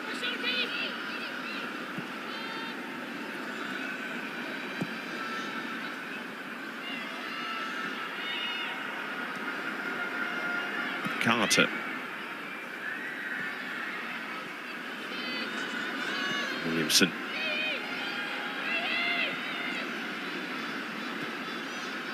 Comfortable for Leah Williamson so far. Greenwood goes long, looking for Kirby. Of course, Leah Williamson is a player that both of you have seen come through as a teenager at Arsenal, and has blossomed into a great captain for England. So far tonight, unruffled.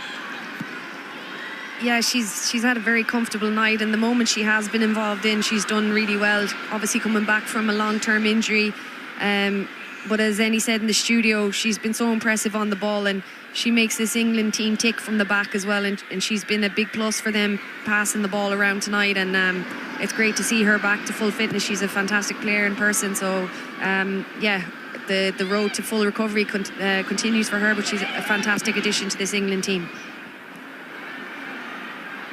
And here's Walsh,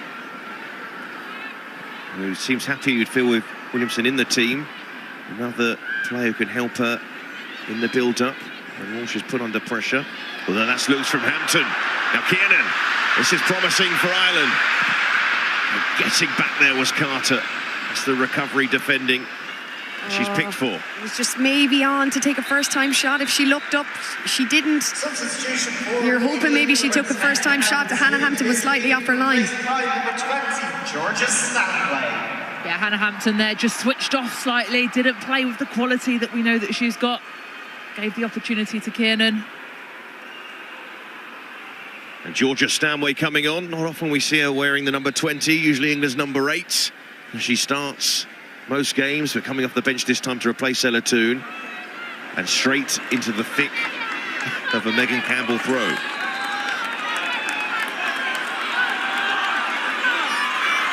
Katie McCabe looking for the short option. It's not going short, Katie. In it goes for Campbell. Hampton got something on it. And helping it back in there again. England clear it away. And that's going to be a free kick. Foul by Lauren James. Katie McCabe territory. Most definitely Katie McCabe territory. It's that dangerous throw-in again. Hannah Hampton gets a good punch to it. Managed to get it out. Lauren James has got her facing away from goal. She just mistimes it. She didn't need to make the tackle there. Just keep forcing her backwards. And as you said, dangerous territory here for Ireland.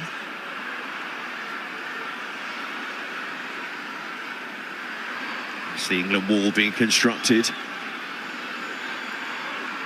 And Katie McCabe will be very interested in this. It is a relatively long way out, but will that put her off, or will she look for the cross instead? She's shaping up like she's looking to cross. I don't, yeah. It may happen that she's going to cross this from her body position. Let's see.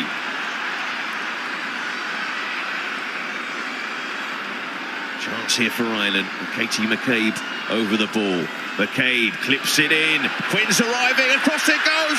It's asking to be put in. They were queuing up, and instead it's only a corner. His goal about, it's begging to just a toe even.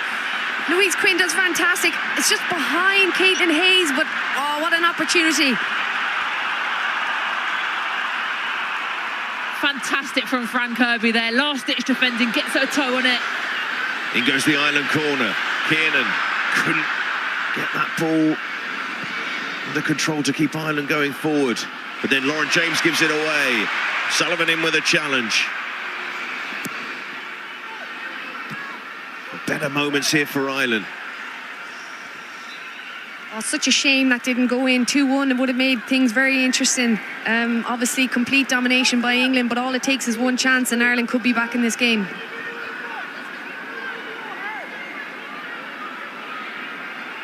What an opportunity that was for the home side. England just about seeing out the danger. And C. Mannion will leave this ball for Campbell. One of the difficult things with these throw-ins is you can't train for them. You can't replicate what she does as a delivery. So you know that it's going to happen, but you haven't been able to prepare for that trajectory in a training session. But they take it short. McCabe to catch England out, and McCabe sends it forward, and Hampton will claim. Ireland trying to mix it up there. Do you mix it up like that, or do you just send it into the mixer? I think he keeps sending it in there. I get the idea, but it's caused problems every time Megan's gone direct, and yeah, you'd be hoping she would have just gone direct again. Stanway got round McCabe. Referee happy to play advantage. May have saved McCabe from a yellow card. There are 4 Ireland players that are a yellow card away from suspension. Katie McCabe is not one of those. Murphy. He's to Quinn. O'Sullivan collects from McCabe. It will be a free kick to Ireland. They've had some good moments in the second half. It's been much more positive in the second half. We've been higher as a unit. We've got obviously our dangers from set pieces, and we've seen it. Our best moments have come from set pieces. So a lot of positives from Ireland in this second half. Much more competitive. McCabe to pump it forward. Patton is in there. And up went Hayes. Unlucky from Caitlin Hayes. She's so good in the air. It's a long way coming into her, and hard to get a lot of power on it, really, if she's brave and going for the ball, but too hard to get with the bodies around. With England have done well to close her out there. Just under 33,000 in the Aviva Stadium tonight. Large attendance. A stadium in which Ireland haven't played many games in now. England's first visit here.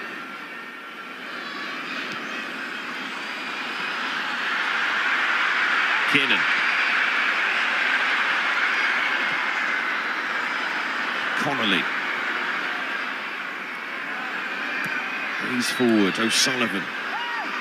Shields the ball, wants it back from Kiernan. So it goes to Mannion. And the ball forward to Murphy. Greenwood. And then Hayes came forward but headed it straight to Kirby, who bends that pass round looking for Mead, and Brosnan will get there first. Once again, great start position by Courtney Brosnan. She's been on that front foot. She's been aware of those through balls, but that ball by Fran Kirby was delightful. Beth Mead just couldn't quite get round in front of it to get on the end of it. Those positions, those pockets that Fran Kirby picks up and sees the pass so well.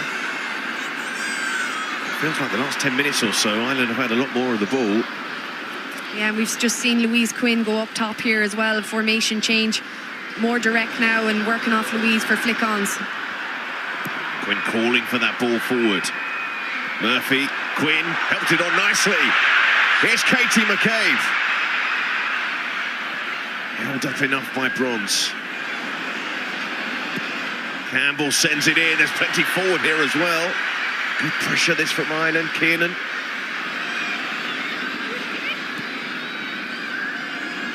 Mannion.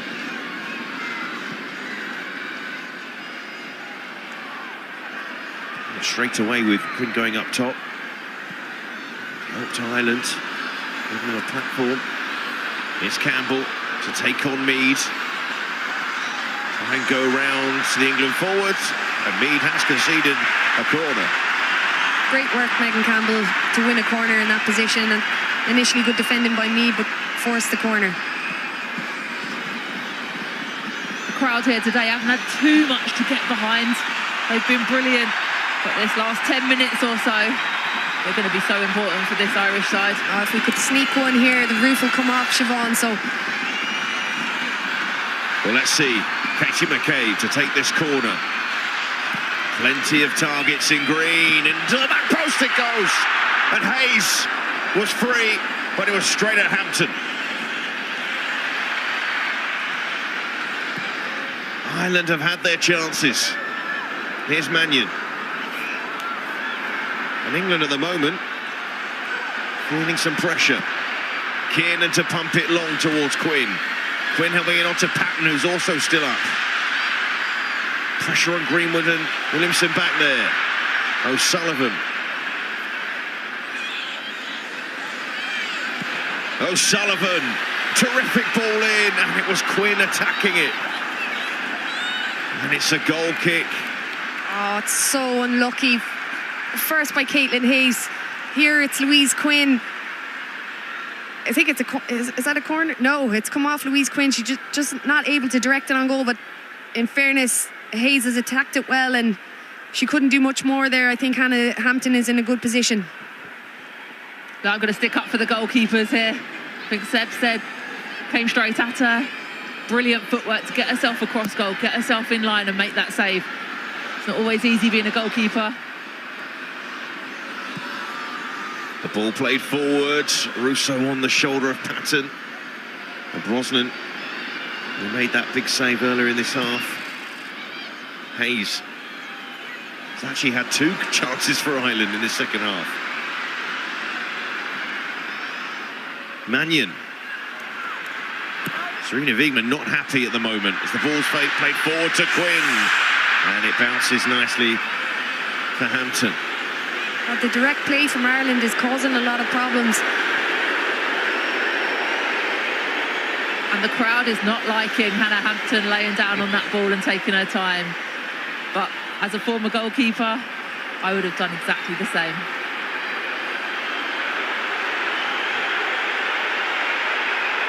Yes, the home faithful at the moment. Desperate bang.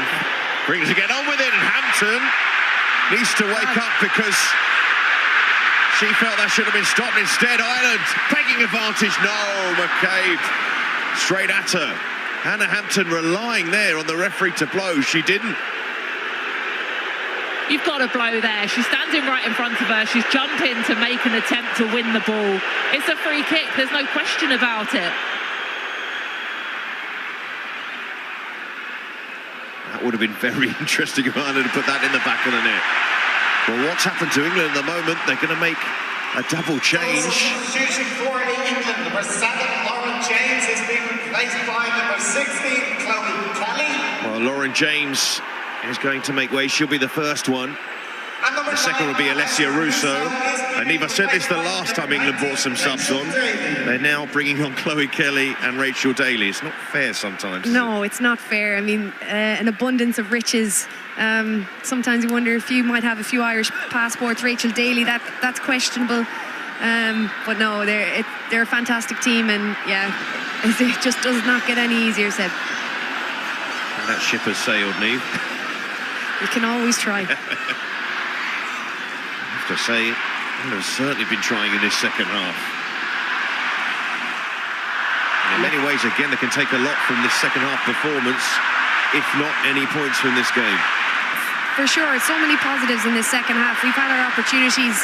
Disappointed not to have taken one so far, but yeah, nothing but positives, I think, so far this second half, from an Irish perspective, obviously. From an England perspective, sure.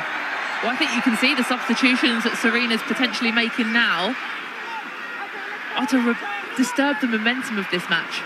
Can they settle it down a little bit? Because Ireland have all the momentum right now. They've got all the energy. They've got the crowd on their feet, the crowd behind them. That substitution there, can we take it out? Can we destroy this momentum? See Jess Carter delaying on the throw-in, Hannah Hampton delaying on the restart. And that's great. That's credit to Ireland for their performance in the second half. Williamson. Clearance across towards Kelly is Stanway.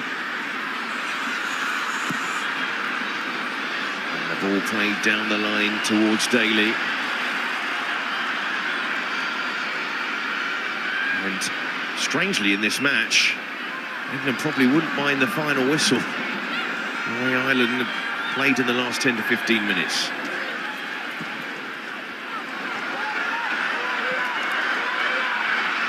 Greenwood. Kiernan, who's made an impression since coming on. Yes, she's done well. I think Leanne has added a lot of pressure, freshness, and obviously in behind as well. She hasn't got in behind too much, but she's definitely done well bringing others into play as well.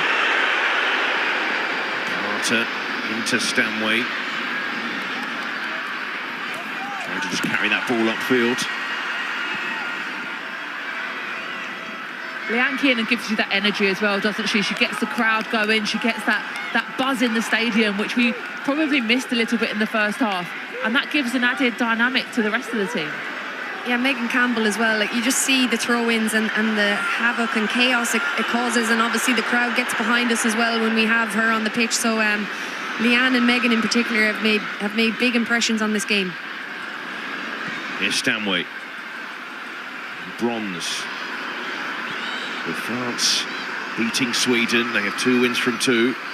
England here, making sure they get over the line with this one as Kelly runs it down the line, but McCabe is there. He will go behind for a goal kick, but England face France next at St James's Park.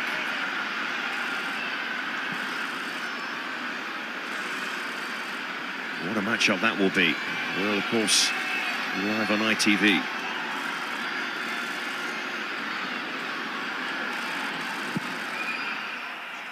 Brosnan going long.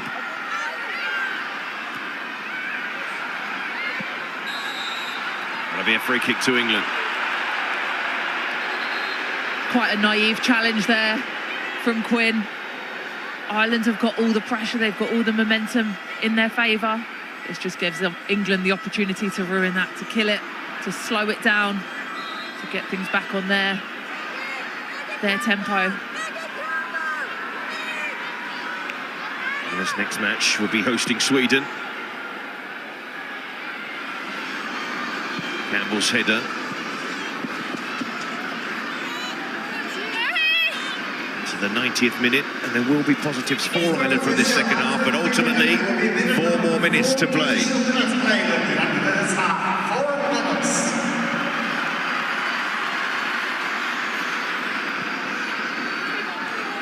Daly. Bronze. Ireland just sent it forward. And Quinn stayed up there, so still gambling.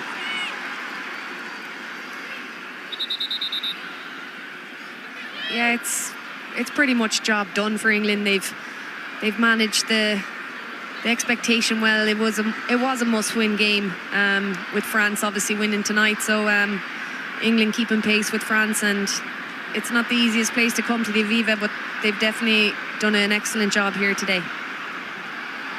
Brosnan goes long again towards Quinn.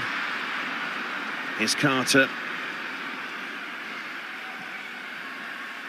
Hayes watchful. That'll be an Ireland throw.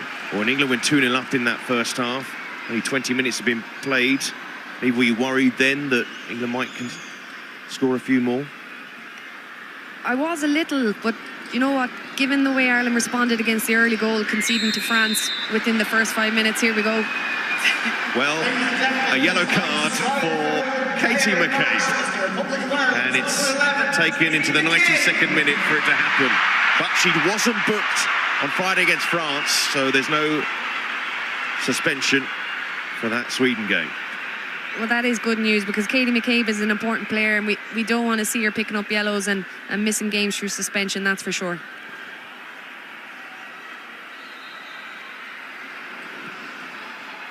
Mead. Walsh. England finish with a flourish as Greenwood tries to send it forward, blocked by McCabe. He's going to drop to Carter. Connolly can't find Campbell. There's Kelly. Stanway. Kelly. Stanway wants that ball played forward. Kelly whips one in. It's comfortable enough for Brosnan in the end. Siobhan, how will England see this performance, do you think, ultimately? They'll see it as job done. If it stays as it is, it's a clean sheet, which is important. It's 2 goals scored. And they've managed to get some rotation as well. They've managed to get matches for a number of players that don't normally start. Hannah Hampton has won, Jess Park, Grace Clinton.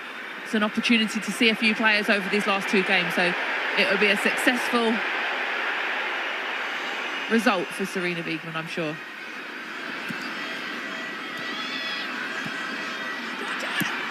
Another clean sheet for Hannah Hampton. Got one in her debut. It was against Spain, no less. Here's Kelly. Patton can't take it off Kelly. Kirby is waiting. Ball comes in towards Mead as well. Did England get in each other's way, maybe?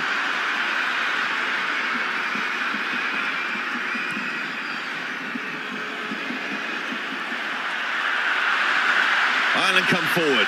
Maybe the last attack of the game.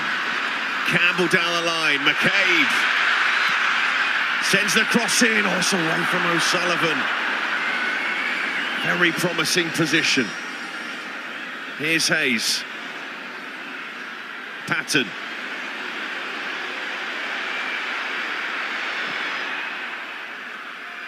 Campbell once more. So many Ireland shirts in that penalty area. Up goes Quinn, and that will be that. England's first visit to the Aviva Stadium ends with a win. Both goals coming in the first half through Lauren James and a penalty from Alex Greenwood. The second handball led to another penalty for England, but Greenwood couldn't convert with that one. Ireland came out in the second half and created a fair few chances, but couldn't put any of them away. So their first hosting of England for several decades ends in a loss for them, and it's 2 defeats in 2 for Ireland. But for England, unbeaten in this qualification campaign, 4 points on the board, and a victory in Dublin by 2-0. My thanks to Seb Hutchinson, Siobhan Chamberlain and Niamh Fahy in the commentary box for us tonight. So England's European campaign is up and running. 2 goals, 3 points. They're second in their group. And what a performance it was, a complete contrast to what we saw at Wembley on Friday night against Sweden. I have Karen Carney and Eni Aluko here with me in the studio. Karen, did you enjoy that? My heart is still racing from that second half. Fair play Ireland. They certainly, second half, put up a great performance. It made it really difficult for us. But look, overall, it was a must-win game for England. It was a great first half. We controlled it. We got the 2-goal lead, and that's what won us the game. But defensively, I thought England did well. There was only 2 shots against us tonight. But yeah, it's a must-win 3 points we got, and I'm thrilled with that. But credit to Ireland as well. Job done for England. You know, we talked about it. It was a must-win game, a lot of pressure. I like the fact that England rode a different challenge, that momentum, that weapon in terms of the long throw from that woman there, Megan Campbell. Very different challenge, and England rode it, looked like they prepared for it, rode that momentum and got the result. That is what is important in what is this very difficult group. Absolutely. And from Republic of Ireland's perspective, what can they take from this? What can they learn from this? I mean, look, in the last 2 games, they've played France and England, who are the top nations in European football and world football. And, you know, they lost only 1-0 to France and gave us a real good go in the second half. And I think it's difficult, but they're growing. You know, they went to the Women's World Cup in the summer. They're in, obviously, this really difficult group, but they should hold their heads high and know that every time they're playing, every time I watch them, they're getting better and better. And it's just a confidence. And that group is really united. We know a few people in there. Emma Byrne as a coach in there, was with us in comms in the Women's World Cup. We know what it means to them. And that manager, I thought they did very well second half. What I always think about when I see this Republic of Ireland team is the spirit. They have that fighting spirit. They will go, even if they're down, they will go to the last minute. They'll try, they'll use different tactics. I respect it. They've got a lot of pride in what they do. They will keep growing from this, playing against top opposition, and they'll keep progressing and keep growing. And Karen, as you mentioned, we saw what they're capable of in the final, 20 minutes of the game, when all of their shots and a couple of shots on target were delivered. But they have that spirit. They do have that fight, as Eni said. Yeah, look, and that's what you expect. This is Republic of Ireland versus England as a rivalry there as well, and like we said, there's qualification at stake. So, look, they put up a great fight, but look, England did really well tonight. We asked for them to get 3 points. I wasn't focused on the performance because it was a must-win game, and they delivered, and job done, and move on. And credit to Sarina Wiegman for the changes that she made, the 5 changes in her team selection as well. Well, we obviously always ask for that, don't we? The rotation, the depth of this squad is unbelievable, and that showed tonight. OK, well, there is plenty to analyse and dissect from this game, and we will do so after this break. We're going to take you straight there. We'll get you some reaction from the managers and from some of the players. So, after the break, we will see you then.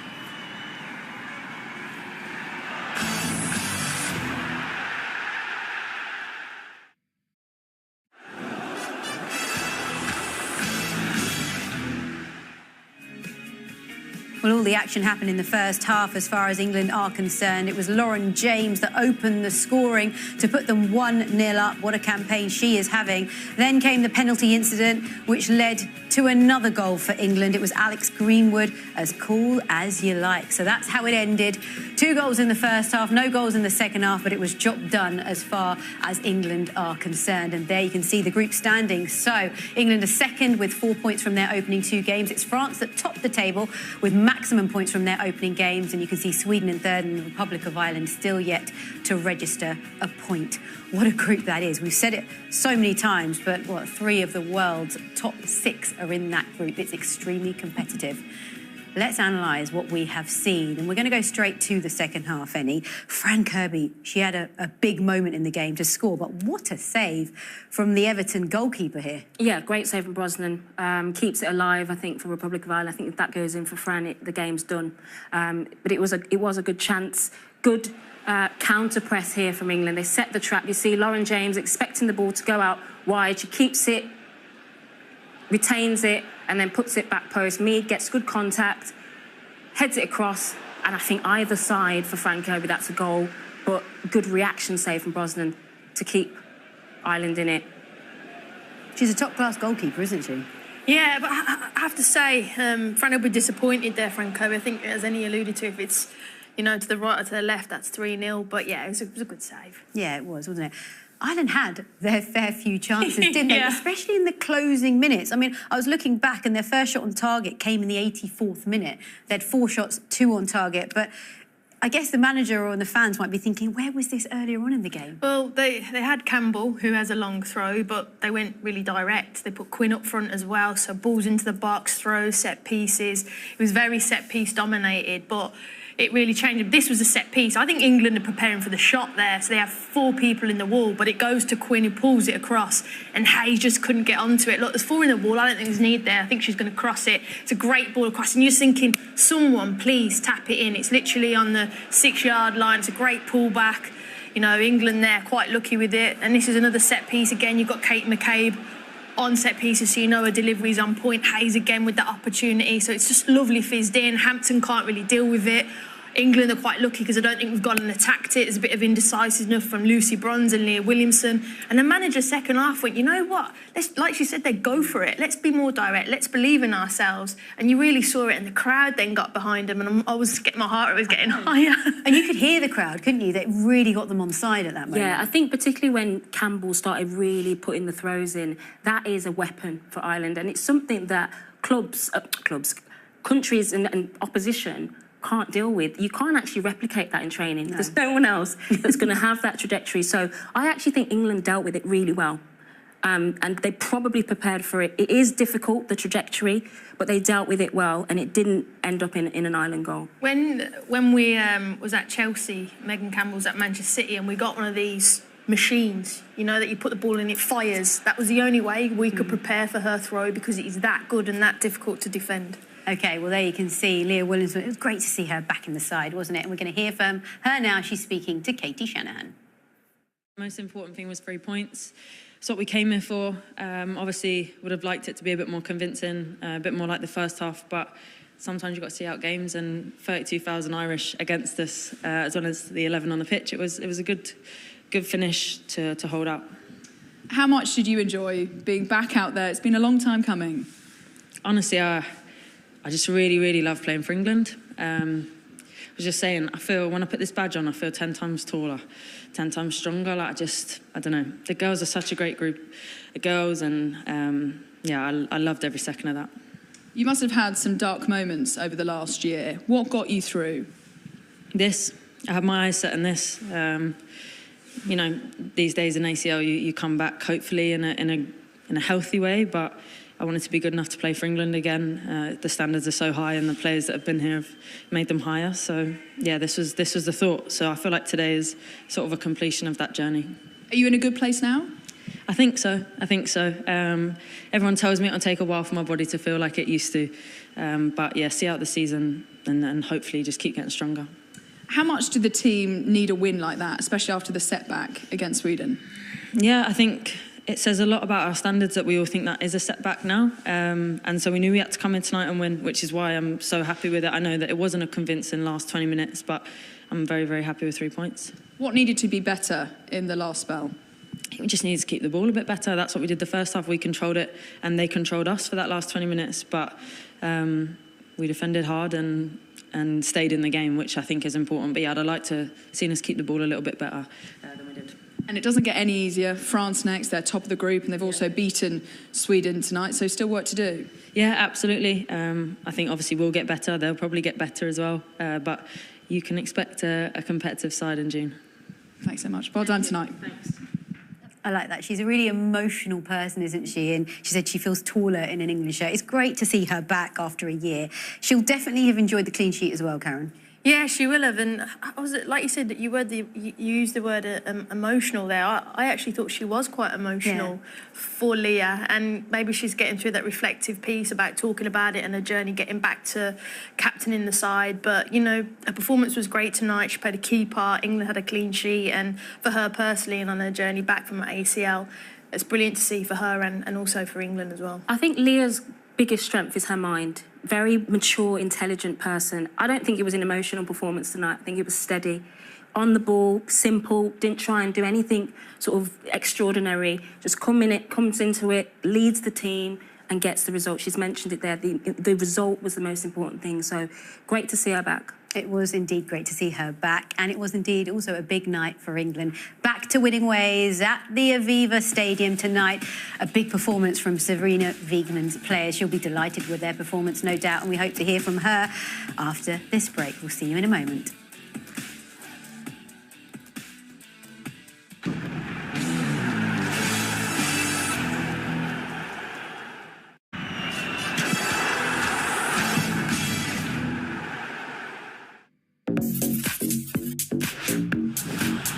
Competition that defines seasons for the very best. These are special European days, aren't they? The FA Cup has still got a surprise or two up its sleeve. Coventry heading to Wembley. That's unbelievable. Comeback of monumental proportions. Welcome to La Liga. That's a thunderbolt from the blue. It's a brilliant story. It's a cracking game of football. Saturday night action in City Ham. Clever, very clever. Some things are just meant to be in football. The most famous horse race of them all. Lucinda Russell, Derek Fox, and again Scotland take the national with Cora Campbell. We have rugby next weekend with the European Cup quarter-final, and ITV1 will be showing the match between Toulouse and Exeter Chiefs on Sunday at 2:30 on ITV1 and STV, whilst the Grand National Festival starts on Thursday at 2 o'clock on ITV1, all leading to the main event on Saturday at 12:55 and a big race at 4 o'clock. The opening show sets the scene every day at 9:30 on ITV4 on Thursday and Friday, and ITV1 on Saturday. Well, back to what we've just seen in Dublin this evening. It was a disappointing defeat as far as the Republic of Ireland are concerned, but they showed plenty of heart, they showed plenty of spirit and fight, especially in the closing 10 minutes of the game. Plenty for the manager and the team to build on. So let's now hear from their captain. Here she is speaking to Katie Shanahan. Katie, a disappointing result, but you gave it a right good go right up until the end. Yeah, first half I felt like we were too passive at times. We gave them a lot of space in kind of central areas, and obviously we looked at that at half time, obviously going 2-0 down, and tweaked a few things, and needed to push on and try to get something from the game in the second half. So I'm proud of how we applied ourselves in that second half for sure. Were you pleased that your heads didn't drop after conceding 2 early goals? No, we wouldn't drop our heads. Obviously, there's a long way to go. I haven't seen the penalty back, but it's obviously frustrating. For us, obviously, they're avoidable goals, and we'll be looking to obviously get better at that come June. So but as I said, we created a few chances there towards the end, and unfortunately, they didn't go in for us. Should the second penalty have actually been awarded? Which one was that? Louise? Came off her thigh and then hit her arm. I didn't think so. There's not much you can do. It's that handball rule. Louise is trying to balance. It's come off her body. So I think the football gods obviously redeemed themselves off the post then. So but the referee's decision. After back-to-back defeats, what improvements still need to be made? Yeah, obviously we'll be looking and reviewing obviously post games and seeing where we can do better. Obviously looking going forward, especially in the transitions going forward, being better on the ball, and yeah, be more dangerous going forward. And after defeats to France and England, do you think you can still turn this around with the games to go? Yeah, of course, there's 4 games. We know we've got qualities and we know we've got strengths. You've seen that towards the end of the second half. Could have had 1 or 2 goals there and it could have been a different game, but England showed their quality. They showed their experience trying to run the game down, which I was a bit surprised at from an English team. Yeah, we have to keep going and we won't be dropping our heads. Thanks so much. Well done. Thank you. They do have to keep going, an important game coming up for them against Sweden. What did you make of her performance? She's the one that we targeted and we said was the one to look out for at the start. Yeah, look, I mean, she's got, like I said at the start of the show, she's got a wand of a left foot from any set pieces, any delivery. She's always going to have a threat. She's got someone to aim to. I thought in the first half it was probably too much defending.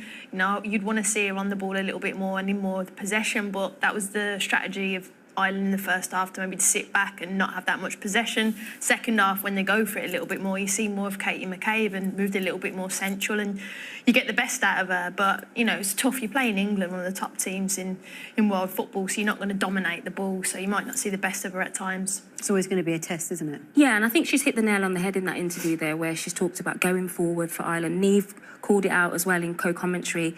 When Ireland go forward, they lacked quality. We know what Ireland can do defensively, can be quite stubborn, but going forward, players like Katie McCabe, I thought she had a poor first half, second half much better. She's created the chance, but I think that's where they can get a little bit better going forward. Now, you spoke actually about Hannah Hampton having a really good game, and she did, but there was a wobbly moment in there as well. Well, I said I thought it was, at the start of the show, I think she's good with her feet and why I thought this game might have suited her. I thought for the amount of crosses that come into the box, the amount of set pieces, but this was the moment where you're thinking maybe this is the inexperience of her. You know, Katie McCabe is close, you've gone to kick it off her, there's not been a reaction, you've got to get back in goal, and yes, she makes a save, maybe McCabe could have passed it, but it was a kind of heart-in-your-mouth moment where she kicked it off her, and it is down to the referee. I personally think that's a foul. I think Siobhan Chamberlain, who's a former goalkeeper in co-commentary, said, yes, that is a foul, it should have been pulled up by the referee, but maybe that's something that she has to learn from. Well, I think the rule is that you can't prevent a goalkeeper from playing it out. Arguably, Hannah Hampton had every chance to play it out, and Kate McCabe's just capitalised on the fact she's played it off her. The reaction from Hannah Hampton is what worries me there. You've got to play to the whistle. Because the referee's not blowing it, you've got to play to the whistle. A better team can punish that. So that's the learning, I think, for Hannah Hampton in that particular situation. Well, another weapon that Republic of Ireland have in their armoury was that throw-in. That long throw-in is something special. Honestly, I don't think I've ever seen anything like it from Megan Campbell. She comes on 38 metres, that is. Wow. It's unbelievable. And look, it caused problems. Like I said to you earlier, at Chelsea, we got this machine in to try and replicate it because we couldn't throw it and practice in the same way because no one could do what she did. But it put England on the back foot. Like I said, it caused Hannah Hampton to come out and make decisions and put her under pressure, and I don't think we dealt with it, and the momentum was building from these long throws and these corners, and this was then, that was a chance there that Kate McCabe had off of that long throw, so it was difficult. Look, against Sweden, we've conceded from a throw-in, right? Yeah. Lack of concentration. Lucy Bronze is looking at the ball. This is now a set piece, that throw-in, and I think we've actually handled it well. I disagree. I think we've handled that well because it is a weapon that you're not going to come up against a lot. OK. Well, we're going to take another quick break, after which we'll bring you more from the England perspective. We will look to hear from Serena Wiegman and her thoughts on her team's victory tonight. We'll be back in a moment.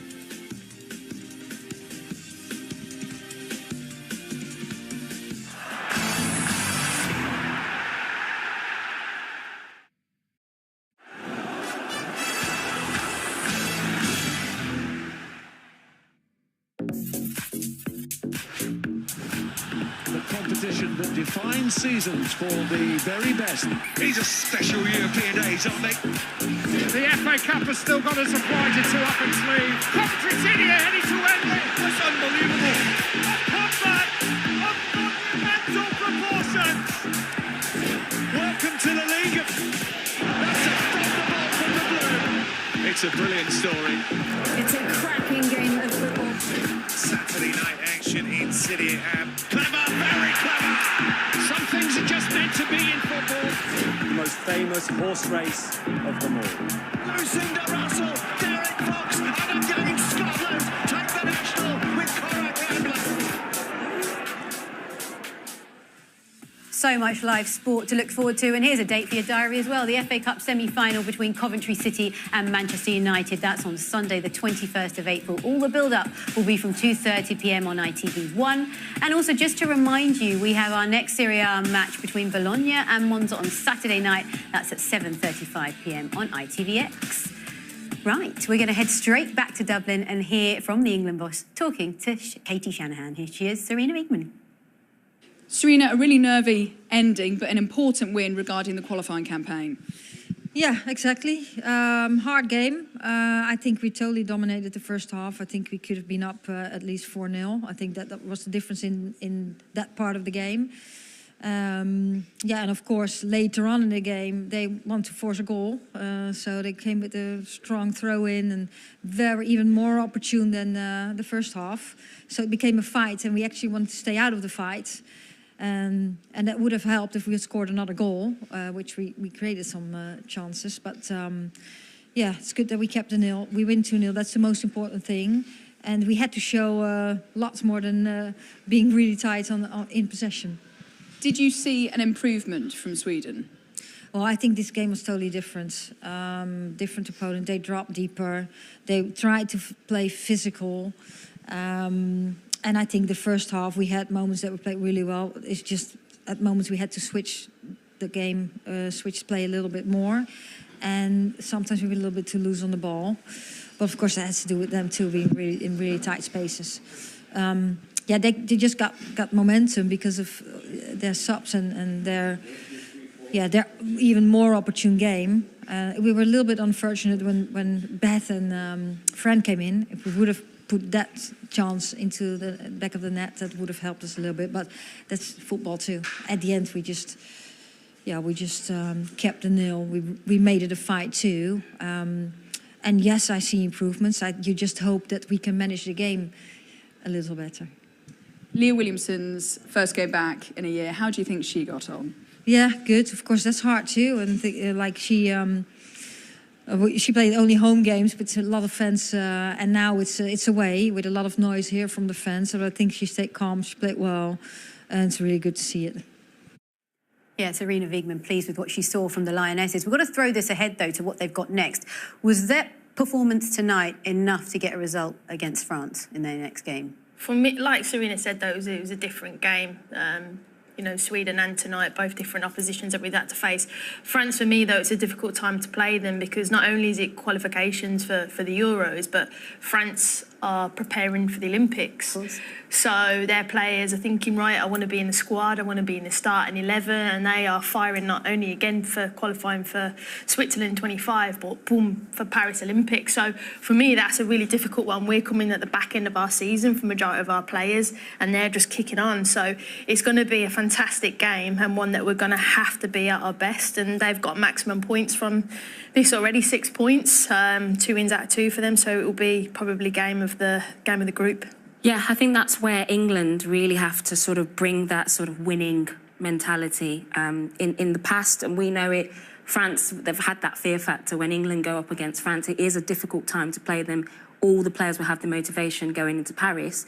But I feel like now in these big games, in a tough group, England should go in and go, we're the European champions. This is our title that we're defending. So that's what I want to see, that mentality. You know, 4 points looks healthier now than it did coming into this game. So I believe that England can go in and believe they can beat France. Yeah, that's a good point, and he makes. They have the big game experience, so they'll be well equipped to play France. Yeah, exactly. Like Annie said, World Cup finalists, European winners. We want to retain this trophy, but we're going to have to be at our best. And like I said, I think it's going to be a fantastic game, and I can't wait for it. And I think with England being the European champions, every team that plays them wants to beat them, don't they? So it's always a tougher test for them. Well, on that note, it is time for us to say goodbye. Eni Aluko, Karen Carney, it's been a pleasure having your company as always.